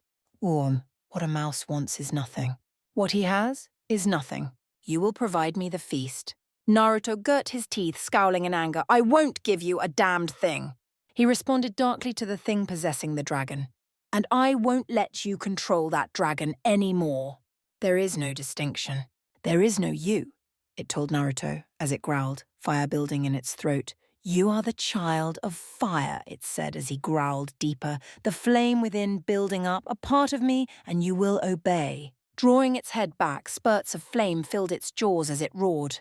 The flames washed over Naruto like a tsunami, but rather than burn away into nothingness, he held out a hand drenched in raw Six Paths power and slowly began walking through the sea of emerald flames, all the way until he reached the snarling dragon. I am no one's child, Tilda. He snarled, smashing a powerful uppercut into the jaws of the beast, causing it to redirect the dragon's head, the flames blasting the cliff and burning away a majority of the walls of the city in which they sat. I am the fire. However, this didn't stop the apparently possessed cannibal in the slightest. He continued to roar, his fire burning down across the stone, ripping everything apart as it turned the roar that had been blocked upon the whelp of a human. Now clad in his golden shroud, Naruto felt the beast's insatiable hunger rise. Food! Hunger! Starving! Feast! Now! In return, he didn't hesitate. Upon seeing the rage and fury, the hunger of the dragon, he wiped his hand through the air, dispersing the flames. No more! He called out, "This is the last time. I told you what would happen if we fought again. This either ends with you being my friend, or..." With a leap, he stood upon the back of the startled beast's head, placing a hand to the scales beneath his flesh and pushed chakra into the creature. Something stirred at his touch and he felt it, or rather sensed it, the reason for the mindless settlement upon the creature, the endless hunger and constant rage. He'd been cursed by a former master, to never stop, to always feast upon those who could not defeat him. A choice lay before him, kill or save. He had mere moments to choose. But could he save one so mad with hunger? Before he could decide on simply ending the beast's agony, he allowed his Six Paths chakra to link their spirits, but he couldn't have planned what came next in a million years as his mind was pulled away from his body. Swirls of colour ran rampant around him and suddenly he found himself in an entirely different location. Fire blazed across the land as thunder crashed across the cloudy heavens, and suddenly a deep, familiar voice called out, shocking the young man with a sharp cry. The burning truth! Naruto couldn't help but gasp as he turned around and laid eyes on the familiar form of the cannibal itself, little mouse. We finally meet beyond the void. Cannibal! He called out in shock. Is that you or Bot? The dragon gave a wry laugh. You have met the flesh illusionary that possesses my body. The lie contaminated after centuries of unfathomable hunger gave rise to the one called Cannibal. My true name is Slyrak, known as the Father of Fire for the sheer potency of my heart flame's strength. I must say that you have done well, but even you must know of the danger that approaches, do you not? I do, he stated without looking up or around for the speaker. And I'll probably be the first to fail, he stated. Gentle laughter filled the void. You confuse despair with defeat, little mouse, it told Naruto. You have not failed. You have found the source of our long silence. The world changed and shifted once more into a whole new plane. The landscape was eerily calm and beautiful. The sky was a mix of blues and greens as stars fluttered about. Massive mountains floated through the darkness of space. Clouds of mixed colours surrounded them like a silent wave of smooth glass. Naruto stood on the edge of a mountain while Slyrak stood upon another where they could converse. Naruto shook his head. No, I didn't, he denied. I just wanted to help to break the hold whatever was causing you to act like you were. That clouded our sight was merely not what you imagined, Slyrak calmly stated to him. It was not what either of us imagined. His calm tone drew Naruto's gaze up to him. But the truth must be clear to you now, as it has become clear to me. My former master had placed his spell upon me to cause me unending pain and agony with each consumption of my kindred. Now that you have revealed your powers to him, he seeks you so as to bring his dark schemes to a head, and such darkness must be vanquished or all is lost. Who is your master? The way you say it, it confuses me as you said you've been like this for years. How could he? His name does not matter, little mouse. The massive dragon to speak over him, not rudely but calmly. It is worse than you think.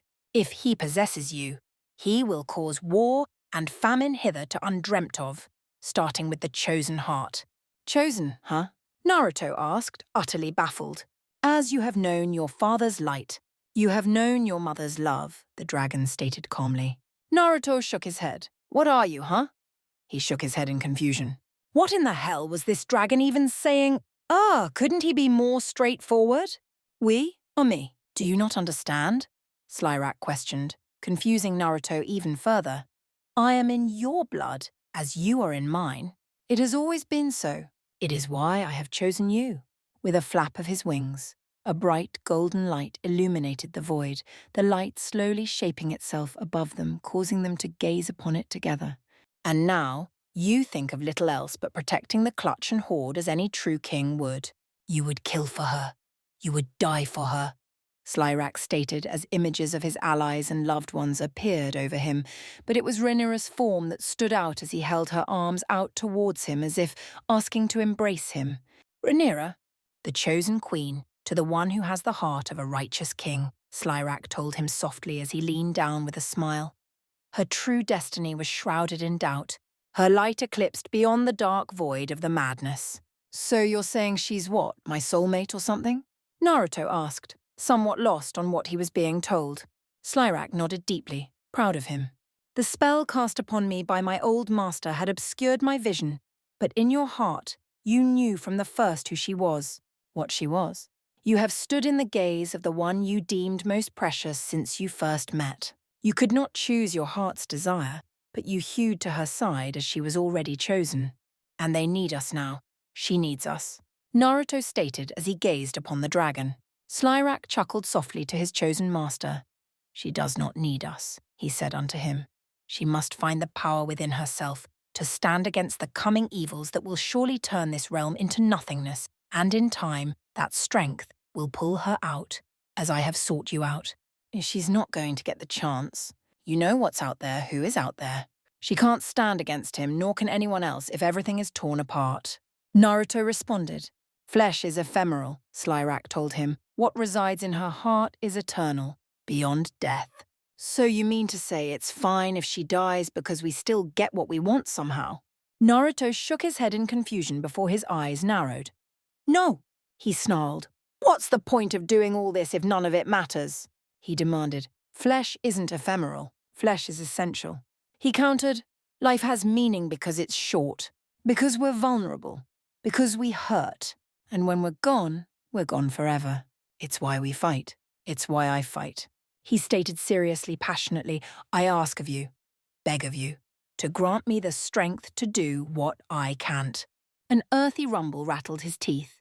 And what is that? He stared Slyrak dead in the eye. Take me to the one who did this to you, who cursed you, and I'll break it.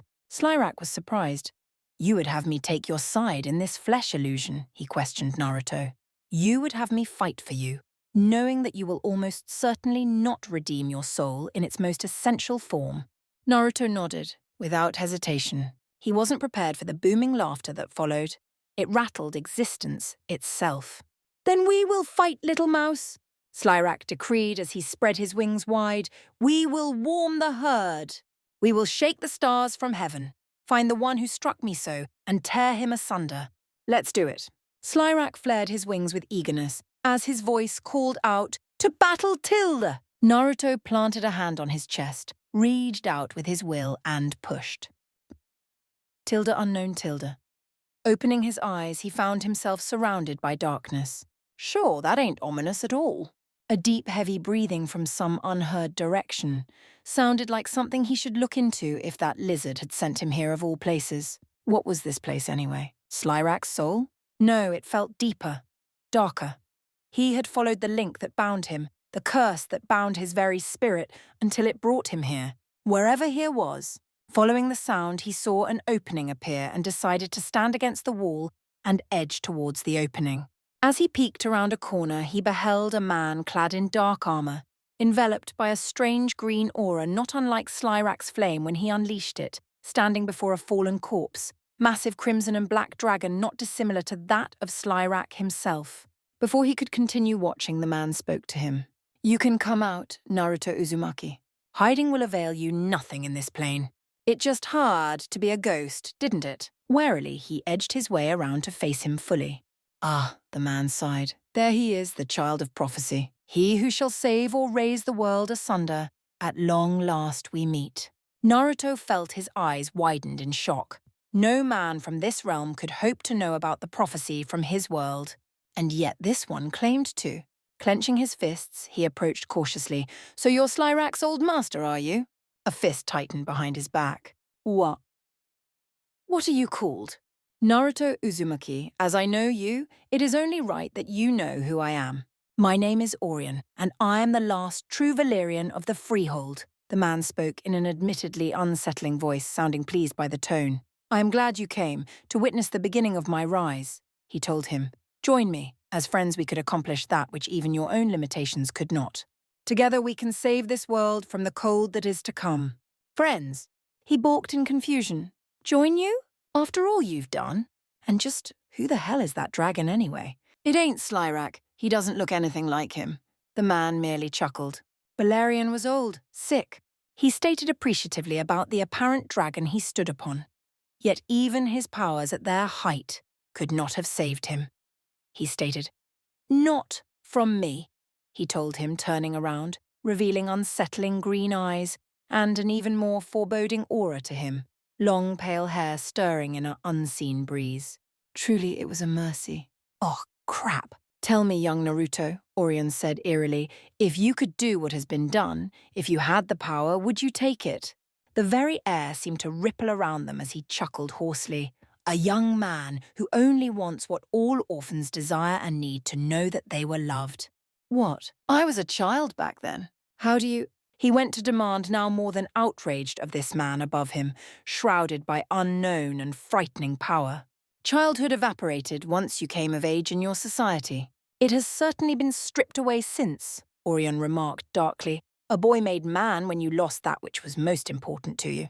Your rage, I know you, Orion pointed towards him. I see you for who you are. Trapped in your own hell of uncertainty, your life full of regrets, fear of starting a war, of losing the two women you love above all else. He drew closer to him, forcing the young man to step back. What wouldn't you do to escape? You know nothing about me. Naruto narrowed his eyes.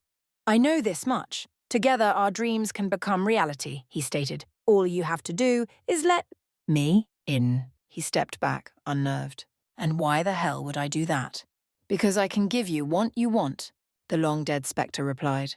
What you crave. Power beyond your wildest dreams. Yeah, no.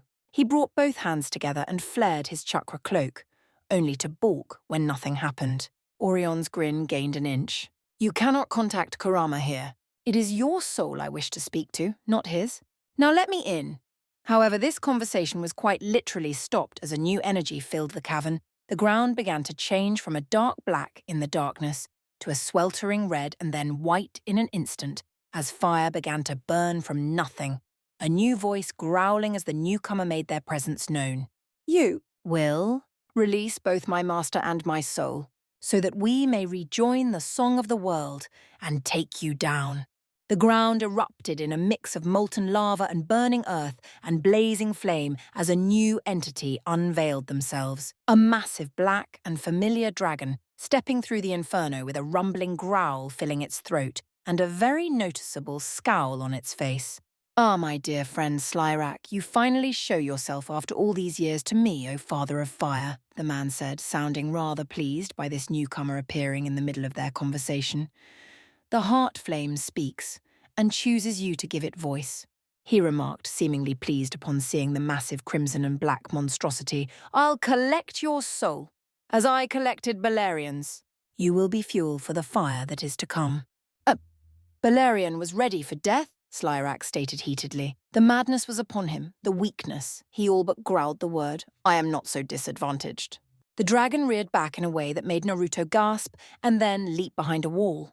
Golden energy raced up the dragon's neck, filling the back of the massive dragon's throat, coalescing together in a mix of unique chemicals only housed within those of this ancient and powerful species. And with a roar, emerald and ebony flames erupted from the dragon's maw and filled the cavern. Stone melted away, turned to so much magma in an instant, the man's flesh burnt away to a crisp as the flames washed over his body with no remorse. With a snort, the flames died down and the heat remained, to show the young dragon knight the power of one of the ancient marvels of creation and destruction. Light from the molten rock filled the cavern, and Naruto's shock only grew by what he now saw. The wall he hid behind glowed from the heat from the dragon's flame, his armor glowed from being so hot. Fruling's dead body was nothing more than a lump of charcoal. His sword melted beyond recognition and repair as it stood in a pool of glowing rock. The ground shook as the massive eldworm stepped forth to admire its work before it spoke up. Come, little mouse, it told Naruto, fight alongside me so that we may show this old fool just who it is he challenges on this day and cast him back to the void. However, before he could even remotely get away, something unexpected happened. A voice filled the air. Dragons, no imagination. Naruto found himself shivering in horror. It shouldn't have been possible, and yet, just what was this madness? The spot where the spiritual presence of Orion had once been, suddenly filled with an eerie, tainted green light as something pulled away from the body and swirled through the air. All brute force. The man sighed as the body fully fell and turned to ash in the air, the green energy moving about and then latching on to the next thing available. The massive body of the dead dragon. No, the black dread, Balerion. No cunning. A pulse of energy washed over the massive corpse, filling the cavern with iridescent green light. No guile. Much to Naruto's shock and silent horror, the body began to rise up, flesh once more gaining life as the spirit filled the vessel. An eldritch horror that looked like a puppet cutting its strings in reverse almost. But this time, the voice that spoke belonged to no man or mortal, but that of the dragon which had been slain. Only weakness! It growled out as it turned its sight on the growling dragon. The body of Balerion slowly rose up before it floated in the air, as if gravity did not matter to it. The eerie green aura that had once surrounded the man now eclipsed the massive body in which the entity now called home. You will serve once more. The cannibal, no!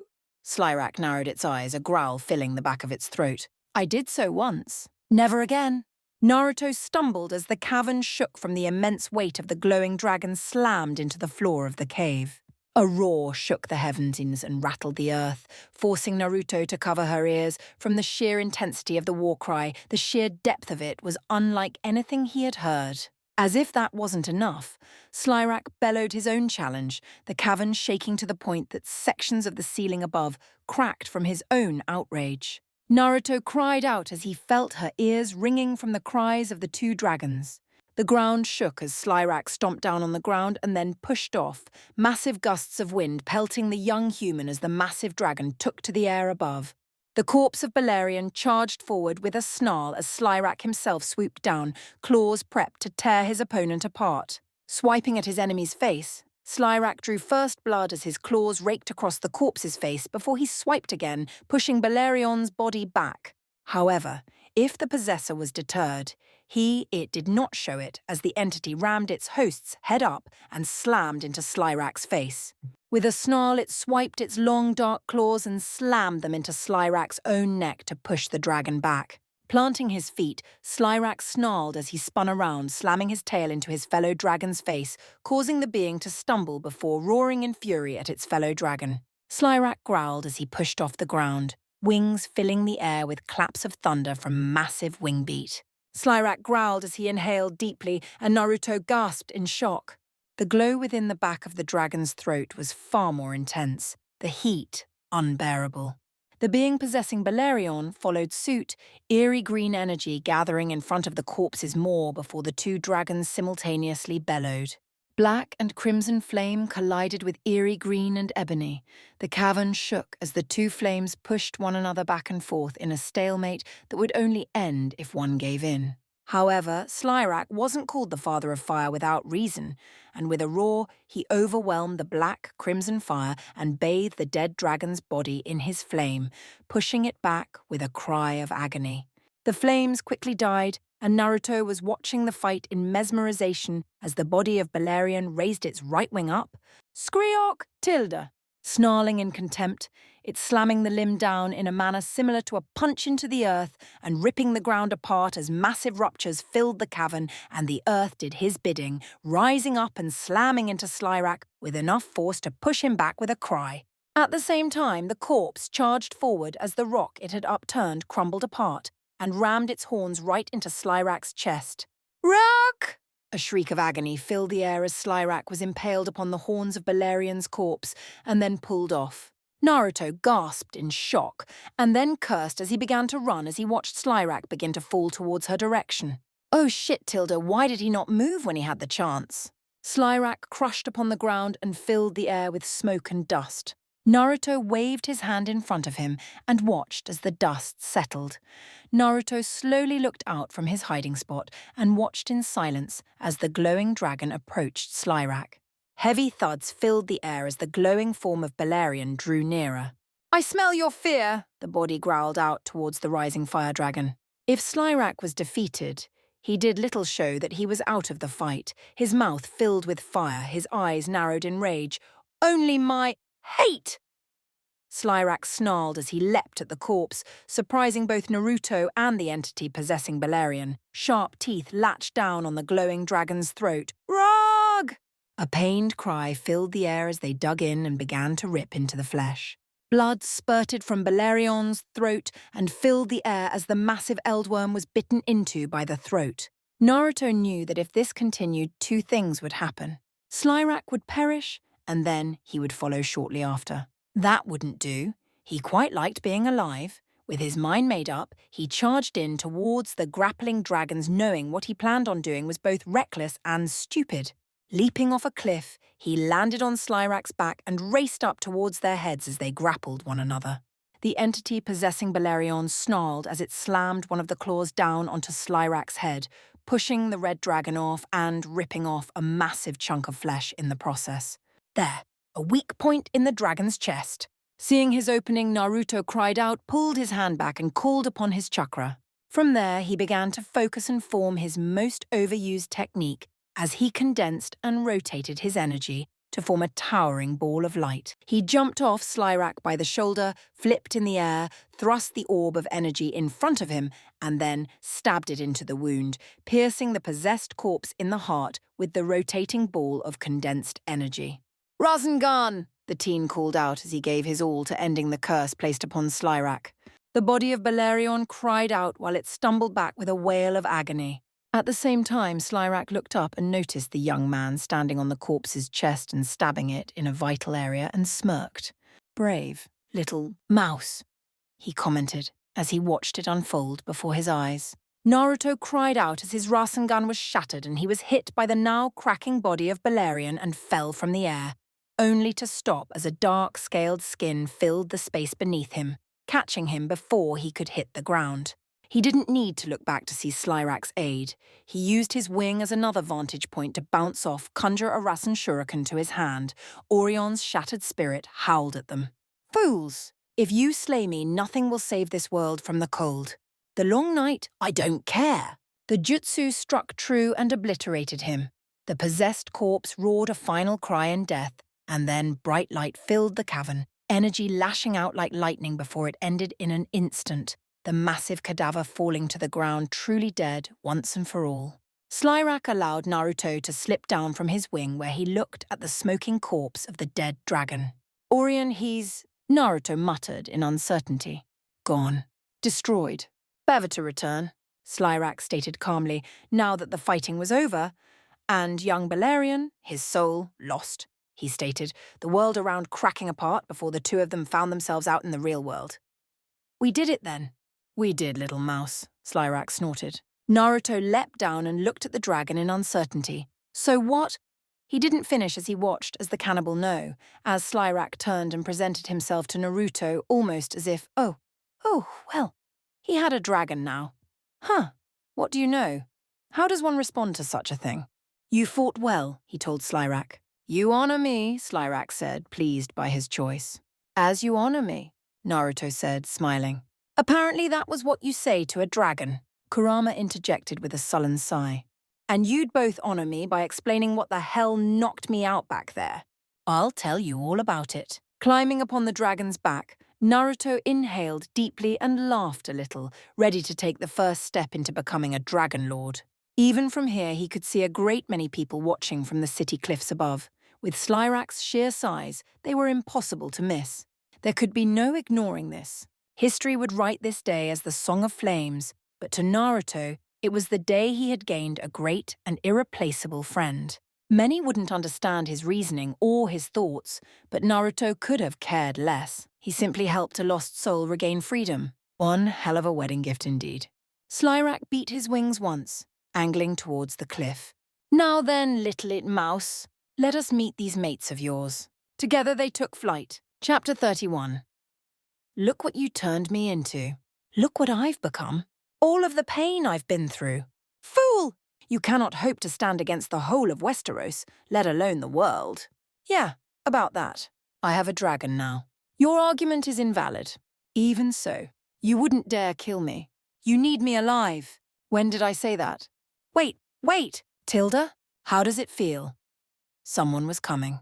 Melos heard their footsteps long before he saw them. Not that he could see much of anything in this cell of his. The black cells were truly wretched things. Those thrown into them found themselves summarily deprived of everything. No visitors, no food, no light. Left to rot until such a time as their trial began. For a learned man such as himself, there could be no greater torture than such sensory deprivation. He no longer knew how much time had passed since his imprisonment down here in the dark. How many days? 1, 3, 5, 9? It felt like longer. He was forced to lick moisture off the damp cell walls just to survive. Guards checked on him in erratic intervals, likely to make sure he didn't take his own life, and any attempts to barter for his freedom only resulted in a beating. Now the former, Grand Maester bridled as his cell door swung open with an ominous creak. The fire of a torch filled the air. After so many days in the dark, it was blinding. Melos curled into a corner and raised an arm to shield his sunken eyes against it. The moment he did, someone chuckled. It was a cold and mirthless sound, made all the worse by the echoing walls. Painful, isn't it? A familiar voice intoned. It must be a nightmare down here spending your days in the dark. And to think you once had the same fate planned for me. His blood ran cold. How did he know that? No, wait, that voice? This wasn't a guard at all. It was... Open your eyes, Grand Maester. Against his better judgment, he did. Naruto Uzumaki stared back at him, blue eyes blazing, smile sharp. Something deep inside Grandmaster whimpered. Guards! He cried! Guards! Help me! But no one came. None answered. Silence reigned supreme. They aren't coming. Rhaenyra's consort briefly turned away from him, planted a torch into a nearby sconce to hold it. I've given them the night off. You, on the other hand. He was going to die here, wasn't he? Focus. Calm yourself. Just think, Melos. He won't kill you here. You know too much. Use that. Drawing himself upright, he put on what he hoped was a brave facade. You've gone too far this time. When the king hears of what you've done... The king? Naruto voice cut into his tirade, smooth as a butter knife. Who do you think sanctioned all this, Nonsense! He sputtered back. Otto Hightower would never allow a loyal servant of the Citadel to Otto Hightower is dead. The words hit the Maester's confidence as a warhammer might a window and broke it apart, shattering any hope he might have had alongside it. No. Or he will be soon, the Lord of the Stepstones amended with a shrug as he reeled from the news. I think Alicent fed him to Silverwing's hatchlings before our wedding. She won't talk about it, and I don't blame her. It's a terrible thing for a child to watch their parent die, let alone kill them. But you never had children, so I suppose you wouldn't know anything about that now, would you? Almost absent-mindedly, he walked his way back to the torch and swept his left hand over it, flicking his fingers across the flame. You were never a parent, never a father, never a real man. Because after all, Ariel Man would never try to kill a mother and her unborn child. The Queen. He was talking about the Queen. Melos bit his dry lips. Deny. Deflect! I haven't the foggiest idea what you mean, my lord. Pain cracked across his face, caught him in the jaw and bodily hurled him across the room. He felt stone crack against his back as he struck a wall. Something popped in his right shoulder and he cried out, only for a hand to clamp down around his mouth, wrench him down to the floor, and hold him there. Two finger pushed against his left eye with intent. Lie to me again and I'll take this. Are we clear? He grunted. Transparently. Good man. Naruto let him up, but made no effort to set his dislocated shoulder. It took him more time than he would have liked to force himself upright with his good arm. Even then he didn't dare take an eye off him for fear of what he might do next. This time, he said suddenly, you won't be around to interfere with Emma's next birth. Melos grimaced. Then she is... pregnant? Naruto tore the torch free from the sconce, sending sinister shadows skittering about the room. Yes, she is. I looked her over just last night. We think it might be a boy this time. And then, with a slow smile, he leaned in and twisted the proverbial knife. And Rhaenyra's already carrying a baby in her belly. Betcha didn't know that either, did ya, old man? Alicent insists she is too. Melos spat at him. Fiend! Maybe, Naruto shrugged. But at least I'm a happy one. The fact that he was telling him this at all didn't bode well for him. Gods be good. He wasn't going to leave this room alive, was he? Now then, you're going to tell me everything you know about this conspiracy of yours. Melos dreaded to think what might happen if he didn't. As though sensing that, though, Naruto snapped his fingers. On cue, door opened behind him, hinges creaking. A man clad in pale, eerie armor shuffled inside, face hidden by an odd cowl that did precious little to hide his fervently bright eyes and bearded visage. He pushed a strange cart before him, a loud, noisy thing that rattled and clamoured most oddly. Dazed as he was, it took Melos a moment to realize just what lay atop said cart, to see the telltale gleam of metal, the tools of a craft most familiar. Torture instruments. This is the heretic, then? His voice was soft, barely a whisper of a rasp. Not the word I'd use, but sure, why not? Naruto nodded. He's all yours, Inquisitor. Make him sing. Melos shrank back as the silent fellow began selecting his tools. What in the name of the seven is an Inquisitor? A blonde brow rose. You don't know? No, but how could you? Rhaenyra and I were busy in the stepstones, you know. Me, especially. I accidentally found religion. Literally. He slapped a palm to his whiskered face to heave a long-suffering sigh, mildly exasperated by the very concept Melos didn't understand. As in, I founded the damn thing. Apparently when you destroy an island, folks bow down, whether you like it or not. Melos spluttered indignantly. Those are baseless rumors propagated by the Triarchy. Naruto removed his hand to smile his way. Are they? I'd take you there, but that would be a waste of time. Point is, these guys, he gestured over his shoulder, won't stop following me around. Ray and I had a good long talk about it, and we decided that, like Lorgar, we may as well put them to use. A rustle of cloth arose behind him, punctuated by the hooded man's voice. I am ready, my emperor. The Lord of the Stepstones rolled his eyes. I keep telling you, I ain't an emperor. The Inquisitor bowed his head. Not yet, my emperor. T. Naruto clicked his tongue and looked back toward the cart. Fine, just get on with it and make him talk. This one's practically soiling his drawers already. We won't even need Corvus at this rate. Melos saw his chance and took it to barge past them, lunging for the door. A hand caught him by his robe and bodily hauled him backward. Hold him down. Strong palms wrestled him to the ground. On second thought, fire flashed before his face as Naruto took up the torch and pressed it to his right cheek, digging the fire into his face. Melos shrieked as the impromptu brand scalded his visage. His captors didn't stop there. They rolled him over and the torn came in again, burning his other cheek, followed by his forehead, taking great care to burn but not set him alight. How does it feel to be helpless? His captor hissed down at him as he screamed. How does it feel to know pain? How many people did you and Otto dispose of just like this, all for going against the grain? Melos gasped as they released him. Monster! I am. The causal admittance shocked him. What? I'm sorry, did you think I would feel guilty about this? The blonde berserker leaned back, blinking slowly. The old me might have, but he's dead. Westeros killed him. You and Otto killed him with all your shadows and your schemes and your stupidity. You're stuck with the monster now. I don't know you.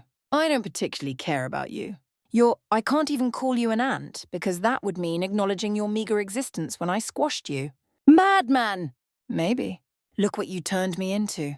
Look what I've become. All of this is your fault. Melos squirmed furiously to no avail. Fool! You cannot hope to stand against the whole of Westeros, let alone the world. Yeah, about that. I have a dragon now. Your argument is invalid.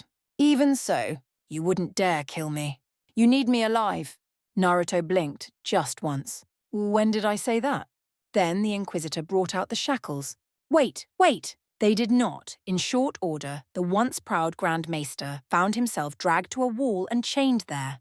His robes were ripped away, his whimpers ignored as the Inquisitor fetched a hammer and a pair of pliers. Melos was most familiar with the procedure. They would be taking his fingernails next. Breaking his joints would come afterward. And then he cracked. Wait! He blubbered out. Please, there's no need for this. Yes, there is. There it was again, that eerie, inhuman calm. You see, I'm not emotional about the dragons. You were doing what you thought was right to save the realm. I can't fault you for that one, no matter how much I might want to. Hope rose in him. But I am emotional about what you plan to do to my wives. Oh no, he knew. My wives. Here at last Naruto raised his voice and it made the whole of the black cells tremble. If only for a moment. Just as quick, his wrath vanished, reverting to frigid, frozen calm once more. No amount of money or favours or apologies can make that right, Grand Maester. No, for that, I'll have your life. After all, you had so many ideas, and you even wrote some of them down. He unfurled a sheaf of parchment from his sleeve and began to read. Melos felt his heart sink. And so he read, Alicent would be sullied by a certain knight so as to make her unmarriageable, or barring that, sold to a brothel across the narrow sea, where she'd never be found again. A soft snarl pervaded his words for a moment before he recovered. Rhaenyra would be married to Gwaine Hightower, then disposed of once she has a son. Poison is preferable. If amenable to such, she should be attacked by intruders, with the incident made to look like an accident. Blazing blue eyes met his over the parchment. Did you think I wouldn't find out? Melos quailed. My lord, please, mercy. Would you have shown them mercy? They already knew the answer. You may begin. A nod on Naruto sent the Inquisitor to work. He began by taking hold of Melos' right thumb, drew the hammer back, and, It matters not to me whether you die in silence or die screaming, Naruto spoke over the subsequent wail of agony. Cole might be sent to the wall, if only to spite him, because he so desperately wants to die. But you're never leaving this cell. There will be no trial, no execution. You'll spend the rest of your days here until you vanish, and all the Red Keep will wonder why. Because another evil man will be gone. Melos tried to snarl, only to shriek as another fingernail was bloodily ripped from his hand. As though the Targaryens are any better. I will make them better. Did he truly think he could? Melos laughed brokenly. You poor fool. You cannot change human nature any more than you can make the sun rise in the west and set in the east. Says you. I'm the master of whispers now. I have friends to protect, loved ones I can't neglect, so I'm not taking chances here. You're done for. And everyone who comes for them will be as well. If that means dyeing my hands red, then so be it. Monster! Madman! Melos howled at him, doing his best not to scream and failing horribly. After everything you've done, how will you sleep at night? The Master of Whispers leaned in to regard him intently, blue eyes peering back at him through the gloom.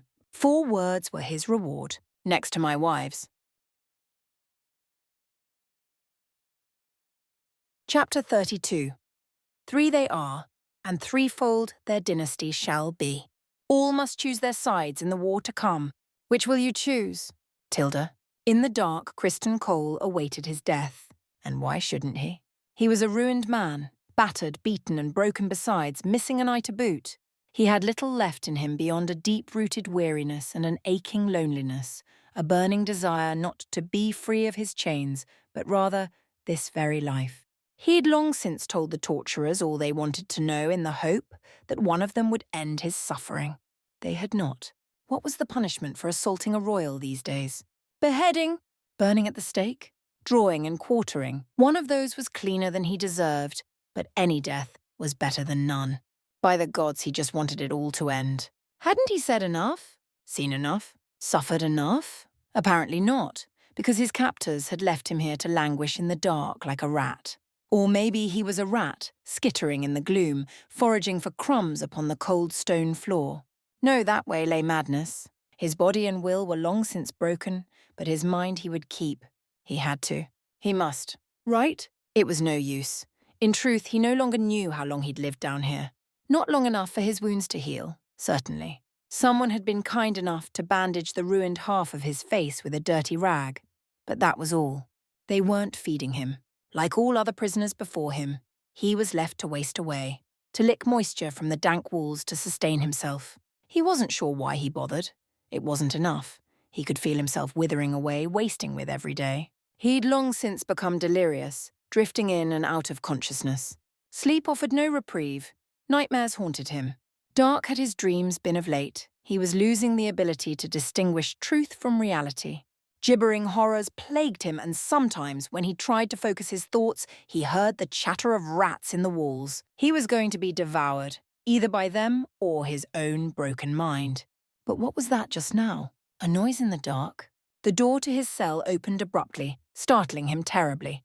He looked up, squinting as someone entered his cell, torch in hand. Hello, Cole. Oh gods, he'd really gone insane, hadn't he? Surely he must have, because she would never be here otherwise, never come to visit him, not after all he'd said and done. For you see, his guest wore a long, flowing dress of beautiful black and red, with a pair of fine sword belted to her hip, her long hair drawn back into a loose braid slung lazily over her shoulder, violet eyes almost glowing in the gloom. She looked beautiful, regal, the very picture of a princess, no, a future queen. He recognized her, even in his madness. Gods be good. How could he not? This was the woman he'd sworn to serve, the one who ruined him. Rhaenyra? Don't be so surprised. His former patrons set the torch in a sconce to peer at him. Naruto and Alicent each sent off their adversaries recently. It's only fitting that I be the one to bid you farewell. A bitter laugh left his lips as he hung his head to avoid looking at her. Is that what I am to you now? An adversary? Your enemy? You didn't have to be. The sorrow in her voice dug deeper than any dagger. You chose this, Cole. As if he had any choice in the matter. Would that he could control his own emotions. Would that he could have avoided falling for her. Would that he had never accepted this hateful position as her protector. But he'd been blinded by her glory, by her beauty, by everything that she was and would be. And in due time, he'd fallen for her. How could he not? He never should have come to King's Landing. This city ruined people, shattered dreams, hopes, lives. Though he could cut through the corruption here, he'd thought himself better. He knew better now. Still, if the princess was here, and she had those swords. You're going to kill me then? No. A slow shake of the head was his reward. I'm well aware that you seek the sweet release of death. To grant you it now will be a privilege, one you do not deserve. Something ugly stirred in him, the most bitter of jealousy, no more than you deserve happiness. Her violet eyes went half-lidded, reminding him of a dragon. You forget yourself, sir. Do I? He scowled up at her from where he lay. It seems otherwise to me. A pale brow rose, utterly unflappable. How so? You're using Uzumaki for your own ends. Is that what you believe? Quite the contrary. She clasped both hands before her belly, and, unbidden, Cole found his gaze drawn to it, the way she cradled it, held it, protected it, really. Even now I carry his child within me. What is that, if not happiness? Her words stung. It should have been him. Maybe that made him a hypocrite, but so be it. I wish I'd never met you. He all but bit out the words. You've ruined me. In what way? She shot back. I made no overt offers towards you. I never once gave you my favor. It is you who read into things. Bitch. She blinked at him, bemused. I suppose I must seem so to you. You are! He railed at her, mad with frenzy, blind to the consequences of his contradictory behavior. A foul spider who drew me into her web. Her expression didn't waver in the least. I am sorry you misunderstood me. Your intentions? What intentions? Her lip curled, not in annoyance now, but disbelief. I never touched you. Never laid with you. If anything, you were the fool for thinking we could be more than we were. He snarled at her, undone at last. You were meant to be mine. I was never yours. The princess drew herself up with an indignant sniff. I chose my partner and he is not, nor will he ever be, you. She stepped forward and something in her eyes made him shrink back, pressing himself against the nearest wall. You, Christone Cole. She all but hissed his name, will be gelded. His very being flinched at the word, and escorted to the wall where you will live out the rest of your meagre petty days in utter obscurity. I dare say no one will recognize you in the north. Any who do might well take advantage of you, so you should perhaps hold your tongue. And should you ascribe to some foolish notion of vengeance, or try to strike back at us, be it through proxy or intermediary, well, Rhaenyra pointed. He followed her gaze, only to frown. Why was she indicating his chest? Cole tugged his tunic back, moving the threadbare fabric aside and balked at what he found there. There was an eerie mark on his chest, painted in the shape of a dark spiral. It hadn't been there last night. Indeed, he hadn't even noticed it until this very moment. The eerie design seemed to shift and shimmer when he stared at it overlong, forcing him to avert his gaze as the beginnings of a migraine dawned. What is this? My husband's work. Rhaenyra answered him, supremely smug. He slipped into your cell and administered that seal while you slept. Should you draw near us without our express permission, or seek to lay a hand on any of the Targaryen bloodline without said permission, the results will be quite explosive. He bared his teeth at her. Which? Call me whatever you wish. She shrugged a shoulder. But it was not I who applied it. Do you feel nothing for the torment you've caused me? Should I? The damned psychopath blinked back at him. Naruto and Alicent may feel some semblance of remorse for their deeds toward our foes. I do not. You are an enemy, Cole. Enemies are meant to be bent, broken, and beaten. Nevertheless, it would be boring to simply take your bits and send you on your way. Quick as can be, she plucked one of the blades from her belt and cast it down at his feet, sheath and all.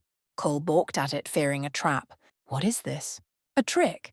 Rhaenyra tilted her head to regard him as one might a stupid child. I suppose you must think it so.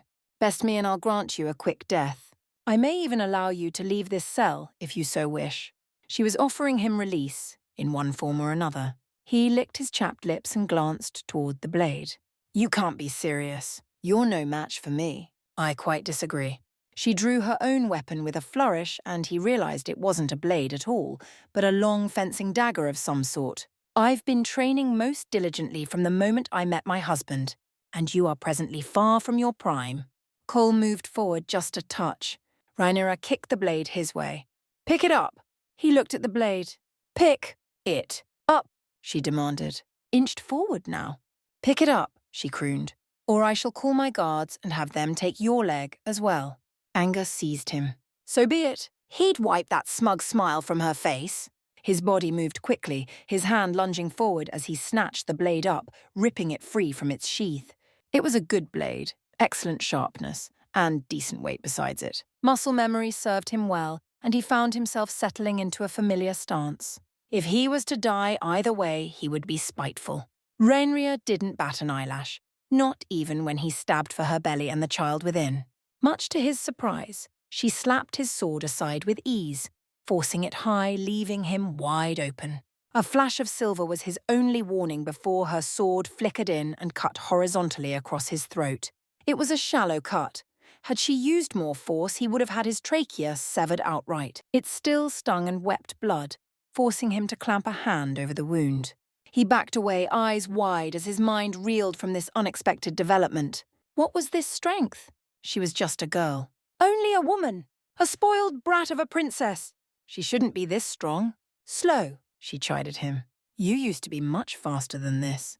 Incandescent, he charged back in, only for her to parry him and carve a cut into his right cheek. Sloppy. Another rebuke, right in the pride. He stabbed for her throat. Sad! She danced aside with impossible grace, let momentum carry him past, then smashed the flat of her blade across the back of his leg, driving him down to the ground. His good eye flicked up to her, tracing the length of the blade. What have you done? She saluted him with her blade. I've become who I was meant to be. Her words infuriated him. She didn't deserve this happiness. Foul creature! Lurching to his feet, he pressed the attack like the madman he'd become, raining down blow after blow, driving her back into a corner. I don't have to take this from you, he howled at her, striking in a frothing fury. You wicked, manipulative, frigid witch! His sword fell to the ground with a dull clatter. Odd. He didn't remember dropping it. Hold a moment. Why couldn't he feel his sword hand? Baffled, he looked down. His eye bulged. His hand! An agonized cry tore past his lips as he finally beheld it there, lying at his feet, still bleeding red. An agonized cry tore past his lips as he finally beheld it there, lying at his feet, still bleeding red. How? A pitiful showing. Rhaenyra flicked the blood from her blade and advanced upon him. Still, under any other circumstance, you might have had a point there. Except I never lie. Her blade flicked out, jabbing into his chest to force him back again until his back struck the wall. I love my husband and my wife equally, and there's no one alive who can comprehend what the three of us are about to do next. She leaned close, all but forcing her weight against the edge of her weapon, nearly impaling him where he stood. And then she delivered the coup de grace. So in other words, Sir Criston, kindly hold your tongue. Steel slashed across his face, disfiguring him further. He crumpled to the ground, trying to hold his nose onto his face to no avail. Through ringing ears, he heard the princess mock him. Naruto must be rubbing off on me. I usually don't play with my food in such a manner. And you said such hurtful things to me. For that, your punishment will be more severe. I suppose I shall have your tongue for starters. Once more the door opened behind her. Someone emerged from the shadows, or rather several someones. 3 women in armor appeared to surround her, wearing colors of deep black and red. One of them carried a heavy chest. Impressive, aren't they? Rhaenyra crooned at him, heedless of his pained whimpers. We've been busy this last week. My husband has his Lord of Ravens and his Inquisition, while I have my Sisters of Battle. We'll have to found another order of some sort for Alicent, I suppose. It wouldn't do for her to feel left out. She touched a finger to her chin, idly considering. Then again, she professed some interest in those odd little mechanisms Grand Maester Melos left behind. Blinking once, she caught herself and smiled serenely. Ah, but I'm rambling, Elle, aren't I? Ladies? One of them opened the trunk. Cole tried to clamber back when he saw them withdraw a pair of tongs, but it was no use. He had nowhere to go. I told you, didn't I? Your punishment must be more severe. She looked to her battle maidens and nodded once. Take the traitor's tongue. See to it that he never utters such heresy against the crown again. You can take his root and stem afterwards. And see to it that he survives, girls. The wall has no use for a dead man. The tallest of them bowed. At once, my queen. Rhaenyra huffed. I'm not blast it. Is this what he has to deal with? It's rather irritating. See to it, then. Cole scrambled back as the trio advanced upon him, the hot tongs. No, not that. Anything but that. The princess ignored him, already making for the door. Goodbye, Sir Criston. The realm appreciates your service. One of the sisters forced Cole's mouth open. The second drew a knife. The third began to heat it over the still-burning torch. As for Rhaenyra, she left the cell just as they broke his jaw. Cole's screams echoed long and loud into the dark. Chapter 33. Why does anyone commit acts other deem unspeakable? For love. We think ourselves heroes, but in the end we're all the villains in someone else's story. And I'm all right with that. Let them call me a monster. Let them name me a madman. Let them all burn. Tilda, might we converse? You're looking awfully smug today. Am I? Rhaenyra preened and idly tucked a stray strand of pale hair behind her ear as she walked beside him. I hadn't noticed. Naruto most certainly did. He could sense it in her smile, hear it in her words, see it in the swing of her hips as she veritably sashayed forward beside him. His wife didn't walk down the halls of the Red Keep. She strutted, full of life and vitality, radiant in every way. It made him want to pin her to a wall and do things to her. Loud things, noisy things. Things that would have her arching her back and crying out for more. Down, lover boy. All right. Maybe he'd gone a tad too far there. But he couldn't help himself. He was just so damn happy. He was finally married. With a capital M. Banzai. It felt, well, better than he deserved, frankly. Even now in the wake of the wedding, 8 weeks after the fact, he was still riding high. Alas, he'd soon learned Westeros wasn't big on the concepts of a honeymoon, but he was going to make sure she and Alicent had a chance to enjoy one as soon as the 3 of them could get away. Well, once he could tear Alicent away from her great work. She was dutifully determined there, if nothing else. Secretive, too. She wouldn't let them see what she was working on. Between tending to the newborn dragonlings and this new project of hers, he hadn't seen her as often as he would have liked. That settled it. A few months in the Stepstones would do them all some good. Just the 3 of them. It'd take them away from all this dithering and politics, if nothing else. But, for now, there was work to be done no matter how much he disdained it. Fortifications to be built, alliance to be made, seeds to stomp out. The conspiracy had been thwarted for the time being, but there were still bits left behind, agents to root out, loyalties to be ascertained. Looking to his wife, he arched a blonde brow. What's got you in such a good mood? Rhaenyra leaned into him and let one hand trace the slender bulge of her belly. I just remembered that Cole will be reaching the walls soon. What was left of him, at any rate. Good riddance to bad rubbish. The man was a pitiful shell of his former self. He'd never be a threat to them again. Or anyone else, really. She'd seen to that matter personally. Still, he couldn't quite figure out why Rhaenyra was thinking of him now of all times. And nothing. She paused in the hall, took a hold of his hands and whirled around to kiss his cheek. I'm simply pleased by his absence. The thought of his suffering brought me more relief than a dozen augur. Rhaenyra! She giggled and whirled away from him in a swirl of scarlet silk, grinning madly. Not Targaryen levels of mania, but enough for some merry mischief. As she spun away to walk ahead of him, he caught sight of her belly and smiled a little despite himself. Her pregnancy was quite visible now for all eyes to see. There could be no hiding it. Pregnancy had certainly added to her curves in a most pleasant way. Rhaenyra revelled in it. She'd taken to wearing tighter dresses as of late, the better to emphasize both her bosom and the little life growing within her belly. As though to tell the world, "Ha!" and laugh in their faces, mock them for ever speaking ill of her. She was utterly resplendent, and more than a new nobles wore sour expressions whenever they passed by. Piss on 'em! They could go hang for all he cared. There were greater concerns afoot. He'd already told Viserys of his encounter during the madness of Slyrak and all that followed, this talk of the long night and what it might entail. Orion had spoken of a terrible cold and the darkness to come thereafter. Frankly, it was concerning. He might need to pay a visit to the north in the near future. Slyrak was laying low, but he'd taken an interest in Vhagar. Good on the old worm. But he was staying far, far, far away from that. I can feel you staring at me. Rhaenyra gazed at him over her shoulder and grinned impishly, distracting him. Your eyes are full of lust. His gaze snapped up, caught in the act. I've no idea what you mean. Yes, you do. She stepped back to him, the better to nuzzle her head against his neck.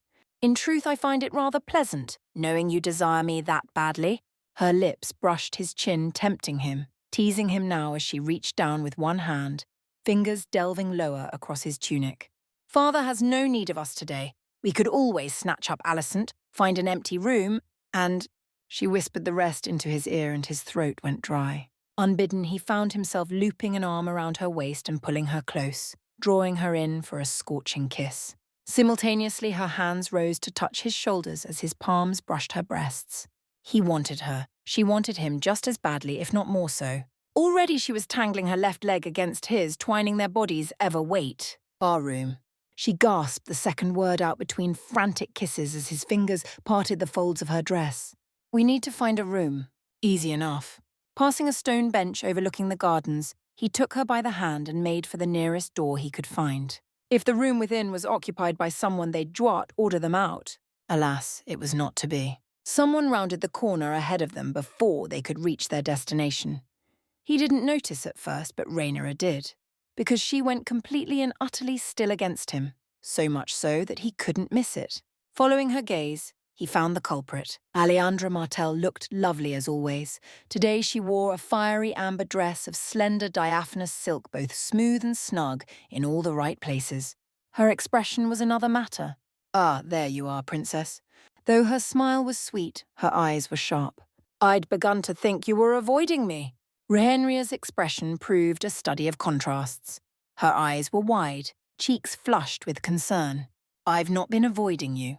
Then you wouldn't mind having a little chat, surely? Rhaenyra panicked. He felt it deep in her bosom. I need to check on Vhagar. Naruto frowned. But didn't we just... She kissed him quickly, lips lingering on his. I'll see you tonight, then? He balked, confused by her behavior, but allowed it. Sure. Rhaenyra fled quickly, and make no mistake, she did flee, all but lifting her skirts well above her ankles to hasten her escape. Strange. He'd never seen her flee from, well, anything. Nothing in recent memory, really. Why did she run? The problematic princess smiled oftly. Your wife is loyal. Alejandra watched her go with wistful eyes. She doesn't wish to be tempted. That's more than I can say for most. It is admirable. Still, she should say with the pleasure of the flesh, not flee from them out of uncertainty. I could teach her so much. He eyed her like the viper of her namesake. Is there a particular reason why you saw fit to corner me? Not as such. He tapped his foot. Then I'll just be going. She stepped into his path, all but blocking him with her body. Gotcha. She had made her move, revealed her hand. Now what would she do next? Bold as ever. Alejandra rolled her eyes. Fine. Have it your way. Might we converse? His guard went right up. That's not a good idea. Can't we do this later? She shook her head, setting her long, dark hair swaying. My father and I will be leaving King's Landing soon, so no, it cannot. We have already lingered too long, as it is. She led him back to the stone bench he and Rhaenyra had passed only a few moments before and promptly took a seat for herself. After a moment's pause, so did he, only for her to scoot close. Her hips brushed his. He stubbornly ignored it. Nevertheless, the Dornish princess took the lead, placing both hands in her lap before lifting her chin to address him. When you last spoke with my father, he talked of an alliance. Are you still interested in such? The old him would have said yes. Now he knew to keep his cards close to his chesser. A blonde brow toes. That depends on the terms of said alliance. We are enjoying an unprecedented period of peace. It will not last. He scowled at her. What makes you say that? She smacked his arm and glared his way. Because I know war. I have read the histories and studied the maps. Whenever those at the top grow comfortable, whenever they become complacent, it is then that their reign crumbles. You may well have shored up the Targaryen regime for another 100 years, perhaps 2, maybe even 3. But ask yourself this. What becomes of it when you're gone? Now it was his turn to shruff. They continue on as they always have. Foolishness. Corin's daughter chided him. Don't you see? You are the glue that binds it all together. I don't see how any of that concerns you. Alejandra made an impatient noise, rose abruptly and sat herself in his lap. From there she spread her legs on either side of him, then planted her hands on the wall above his head, all the better to pin him in place. Bah! He could break free in an instant. Still, he was curious to see what she wanted. The Martells do not wish a war with the crown, but much of Dorne does, she said. Many are still terribly cross with you for your deeds in the Stepstones. And you can make that go away, can you? I can. How? She ground her hips against his in a less than subtle invitation. Invite me into your bed. Give me a child. Her breath was warm on his ear. Or 2, 3, perhaps even 4 if you're feeling generous. With your blood bound with ours, Sunspear wouldn't feel so threatened. His face closed down. You must be joking. I am not, she huffed at him. Spread your line further and imagine what could be, what we could create. Naruto did. He saw it all too well. And what would follow? Which was why he took a hold of her hands, stood, and proceeded to pry her off him. It's a pretty picture, but I'll have to decline. He expected anger from her then, disappointment at the very least. Instead, she granted him another of her smiles. He didn't like this one. As you say then, she shrugged the shoulder. Perhaps you will change your mind in time. My door is always open to you and yours. Her piece said. She touched a hand to his face, whirled on her heel and departed the way she'd come, hips swaying. Naruto watched her go. Only once he was entirely certain she had departed did he dare sigh, exhaling in a singularly explosive breath. These girls are going to be the death of me. He hurried after Rhaenyra, or rather he tried to, only to round the corner and find a servant waiting there for him, message in hand. The youth, little more than a child, really saw him and bowed deeply at the waist. The white worm wishes a word with you, my lord. Naruto's brow shot into his hair. Who? The servant flushed. Demon's lover. Realization dawned. Ah, so much for it being a boring day. 0.0. Alicent considered the marvellous mechanism before her, the loving labour a result of her, and several craftsmen, engineers and adepts besides, hard work, and many discussions besides. It wasn't perfect, not yet, but it was close. Oh, so very close. With trembling fingers, she turned it over in her hand. She couldn't wait to show Rhaenyra and Naruto. This would change the world. Chapter 34. How do I know what you've told me is true? You will see it with your own eyes soon enough. For all their honeyed words, the Dornish are not to be trusted. If they cannot beat you in battle, they will seek to best you in the bedroom. The Martell girl already made an offer to you, did she not? We may have exchanged words. She seeks a child from you. You'd be wise not to give her one. What would you have me do? For now, nothing. Even the sharpest of blades must be sheathed sooner or later. You are no exception. Go on. This is your victory. Savour it while you can. Tilda Foxfire and the White Worm. Maidens and mechanisms. You're leaving for the Stepstones. So soon?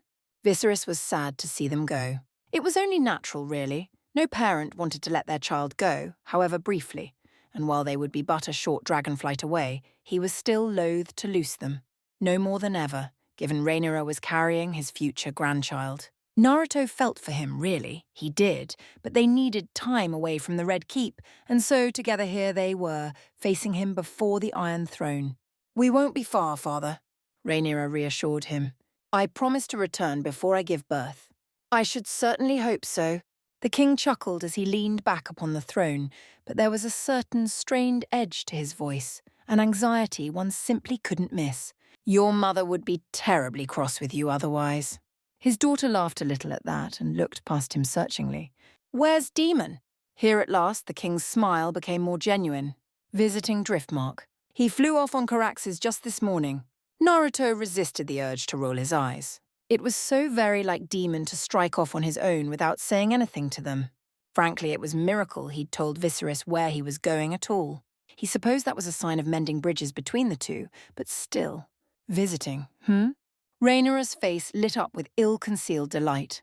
Lena caught his eye during the festivities then. A nod. She did indeed. She also paid a visit to Vhagar shortly before their departure. Naruto's brow shot into his hair. When did that happen? "While the two of you were occupied with the conspiracy," the king informed them. "It wasn't a pressing matter, so I didn't think to mention it." Naruto felt a flicker. Not dread, never dread, because he'd not ever been afraid of the hoary old lizard, but concern. Vhagar was a very large dragon, and she was very fond of Rhaenyra. Moreover, he didn't like the idea of the Valyrians having a beast that large at their beck and call. They already had Sea Smoke, and frankly, that was one dragon too many for such an ambitious house. Let her go claim a wild dragon if she was that keen for a partner of her own. "Like you did? Not by choice, Kurama." Shaking his head, he reluctantly addressed the dragon in the room. "Did she claim Vhagar?" She did not. The king's response, instanty, uncoiled the tense knot in his heart. Vhagar tolerated her presence, but would not allow Lena to mount her. She was soundly rebuffed. Demon found it amusing. Rhaenyra huffed and laid one hand on her stomach, folding the other before her bosom. She had best not try again. "Vhagar is meant for our child, not her." "Ha!" Most fathers would have cautioned their daughter called her greedy. Viserys merely chuckled. "Nothing would please me more." Although, a pause followed as he weighed his next words. At length he decided to take the plunge and proceed. "You should know, I aim to name my brother Hand of the King upon his return. With Otto gone, we need stability and strength, now more than ever." Naruto tilted his head, confused by the odd turn of phrase. "All right. I did not wish you to take offense by not choosing you." Realization dawned. So did panic. "Him? Hand of the King?" "Nope." "Me? No. He waved his hands frantically to that effect. "I'm already Master of Whispers and Lord of the Stepstones.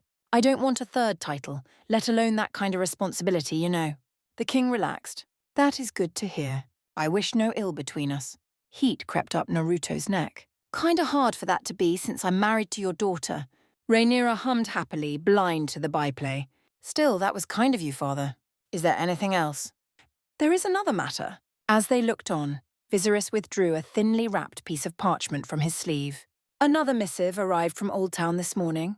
The Citadel is inquiring about the fate of Meister Melos. They've asked for his body." "Ah!" So they'd finally realized he was gone. Rhaenyra blinked with faux innocence. "What Maester?" Naruto was all too pleased to mirror her in return. "What body?" Viserys gave them a rare, reproachful look. "He's still alive down there, isn't he?" "I promised I wouldn't kill him." Naruto lifted his chin defiantly in the face of his concern. "I'm a man of my word. He's going to spend every remaining moment of his life in the black cells, regretting his actions." "Did you have to make such a promise?" Anger sparked in him, lending his voice an edge as he squared his shoulders. "Yes, I did. It was a great need." Viserys held his gaze for a long moment. "You do realize this will turn more of the Maesters against us? Perhaps all of Old Town." "Let them." Rhaenyra stepped forth beside him. "We'll deal with them soon enough." She thumbed her chin suddenly, considering. Although, Viserys laid a fist against his chin. "I take it you have a solution, then?" She did indeed, bless her. "If they're that keen a body, take a condemned prisoner, swaddle them in master robes, burn them in dragonfire, and hand the ashes over the maesters. Tell them he was burnt for his treachery. They'll never know the difference. It will both mollify them and serve as an example." Well, seemed someone had been taken lessons from Alicent. A thought dawned just then, and it was an ugly one. "They're not asking for Otto's body," Viserys chuckled. "What body?" "Haha, very funny." "Right, she'd fed him to the dragon hatchlings, hadn't she?" "You'll be leaving soon then, I trust." "Tomorrow," Rhaenyra clarified. The king slumped. Naruto saw his sorrow, sighed, and did his best to lighten the old man's load. "It's not like you'll be completely alone in any case. I'll leave some disguised clones to keep you safe. In the meantime, have all of your and Aimer's food monitored and tested for any poisons. We don't want any harm to come to her child." Rhaenyra nodded her agreement, but slowly made somewhat sullen by the mention of her future brother or sister. Orwyle, at least, can be trusted to do that much. He's proven his loyalty to us. Mollified by their words, he nodded. I suppose he has. He's certainly given a great many secrets to Alicent and her. What was the name of her little cadre of inventors and creators again? Rhaenyra tapped a finger to her chin. She's calling it the Mechanicum, I believe. Naruto snapped his fingers. That's the one. A curious name. Indeed it was. Greatest minds of Westeros and Essos gathered under one roof, each paid exorbitant amounts of money, all to create things that would benefit the kingdoms. Most notably, the Maesters were being left out of that, all but excluded, really. Sucks to be them. Naruto shrugged. She chose it, not us. Speaking of which, we should probably check in on her. He didn't miss the little lilt in Rhaenyra's voice just then. Wasn't hard to guess what she meant by that. Viserys must have noticed it as well, because he granted them a careworn smile. "Then I shall bid you farewell tomorrow. We will miss you, but I understand your desire for peace and quiet. There will be precious little of that here these next few months." Rhaenyra scaled the steps to lay her hand on his. "It's not as though I'm leaving for life. You and Mother are welcome to visit whenever you wish. You are the king, and she, the queen. The Red Keep cannot contain either of you if you do not wish it. We just might take you up on that. Visenya will miss you." A small smile tugged at her lips. "I expect she'll be walking by the time we return." This time the king didn't laugh. "Go retrieve your sister-wife, then, before she loses her head in these new inventions of hers." 0.0. It was nearly ready. Alicent considered the marvellous mechanism before her, this loving labour, the result of her and several craftsmen, engineers and adepts.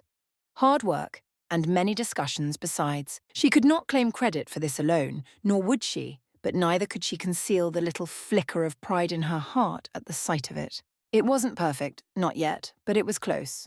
Oh, so very close. With trembling fingers, she turned it over in her hand, inspecting it for any possible flaw. She couldn't wait to show Rhaenyra and Naruto. This would change the world. A yawn parted her lips, and she smiled a little despite her own exhaustion. There could be no greatness without great work, and she had spent a great many sleepless nights here in her new workshop. Her hands were dark with grease and soot already, and she was sure she had a few black marks on her face from wiping sweat away besides. Gone were her jewels and her finery, long red hair bound into a tight bun. She wasn't fond of the style, but couldn't have it get in the way of her experiments. Her dress replaced with a pale tunic and breeches. Rhaenyra would have laughed to see her like this, so fiery, so focused. And this was just her latest creation, the portable prototype, if you will. There was so much more to discover, more that the Maesters had suppressed since the age of Aegon. Much had been kept from the world in the name of peace over progress, great discoveries that could, and should, benefit the world at large, not be hidden away by wizened old, grey-bearded fools who thought they knew better. She would make so many marvels, for the good of all, for the greatness of mankind. But first, sleep. She sniffed once and frowned at herself. Ah! Perhaps a bath after said nap. With that thought in mind, she bid her adjutants and fellow inventors good day and departed for her quarters, stumbling along mumbling half-hearted greetings to those she passed. Some scowled at her drab attire, others turned up their noses at the state of her. She didn't have the strength or energy to respond to either. Finally, she found the door to her chambers. And there, at the end of it, Alicent fell into her bed. It was glorious. Sweet sleep did not come as easily as she thought it would. She'd practically pitched forward into her bed with a groan, leaving her face wedged in the pillow, but rest was slow to come and elusive, much like the dragon hatchlings she'd taken to feeding as of late. Surprise, surprise, they grew rather quickly when they were given space and fresh air alongside ample amounts of food, human or otherwise. Who knew? Some had grown a taste for it after she fed father. May his soul squirm in the void to them, and she was careful to watch those lest they become man-eaters, or worse, cannibals. Westeros had only one of those and did not need another. Blast, she was thinking about dragons. She really couldn't sleep, could she? In absence of resort, her mind churned ever onward. She was practically quivering, brain buzzing from her latest endeavour. Even with the finest minds of Kingdom, and some from rather far afield aiding her, it had taken a great deal of work, but finally, they were making progress. She loved it. Really, she had no idea what hour of the night it might be, and frankly, she didn't care. So many mechanisms, she couldn't wait to study them all. The Maesters had many secrets, and with the death of Melos, she aimed to study them all. Who knew what manner of mysteries the Maesters of Old Town might conceal? No. Don't start an invasion on Old Town. Alicent. She had already had much, and it would be foolish to reach for more. But the prize! The ideas! Abruptly, the bed creaked as someone settled in beside her. Naruto's voice tickled her ear. You've been busy, I see. She groaned into a pillow. Very much so. Here, let me help you relax. He unbound her hair, leaving it to tumble down her still damp shoulders. The straps of her tunic soon followed, and she hadn't the energy to refuse him. He kissed her shoulder, then her neck, followed by her cheek. A pleasant tingle pooled between her breasts as his lips lingered terribly close to hers before drawing away again. Alicent batted at his face and tried to roll over, only to growl when she realized he wouldn't let her. Husband, I will harm you. Promises, promises. He kissed her neck and she hummed, finding herself warming up in more ways than one. I'm warning you. Words, words. His hand traced her left breast even as the right swung lower, stroking her inner thigh before delving deeper between her legs.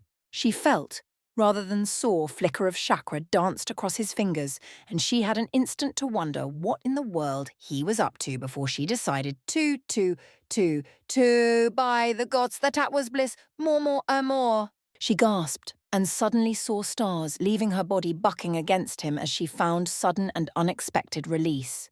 That's cheating, so very unfair. He laughed, kissed the back of her head and said something she couldn't hear. Her ears were too busy ringing as his hands roaming upward, driving her mad, denying her another release. Craning her neck back only made him kiss her cheek, not her lips as she wanted, and belatedly, she realized she'd given up on sleeping. So much for rest. Hold a moment. If he was here, then where was Rhaenyra?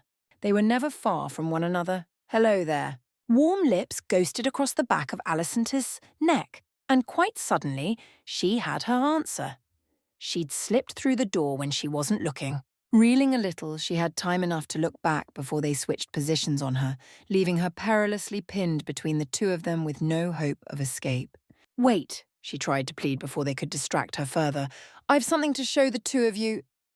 That can wait. Right now, we only care about you. Alicent tried to argue, but their lips and hands proved devilishly distracting. Gods be good. She wasn't even sure who said what anymore. Their voices blended together in a carnal haze, taking her restraint with it. She really shouldn't. Rhaenyra planted herself in her lap, so bold, and began to kiss her, lavishing attention up her lips. At this angle, her pregnant belly was abundantly visible. Alicent couldn't help but feel a tad jealous at that. She wasn't with child yet, no matter how much she wished to be. It wasn't fair. It made her want to sulk. Or so it did, until Naruto took a hold of her from behind and began to give her a massage. As he did, her sister wife worked her wicked wiles, grind her body against hers.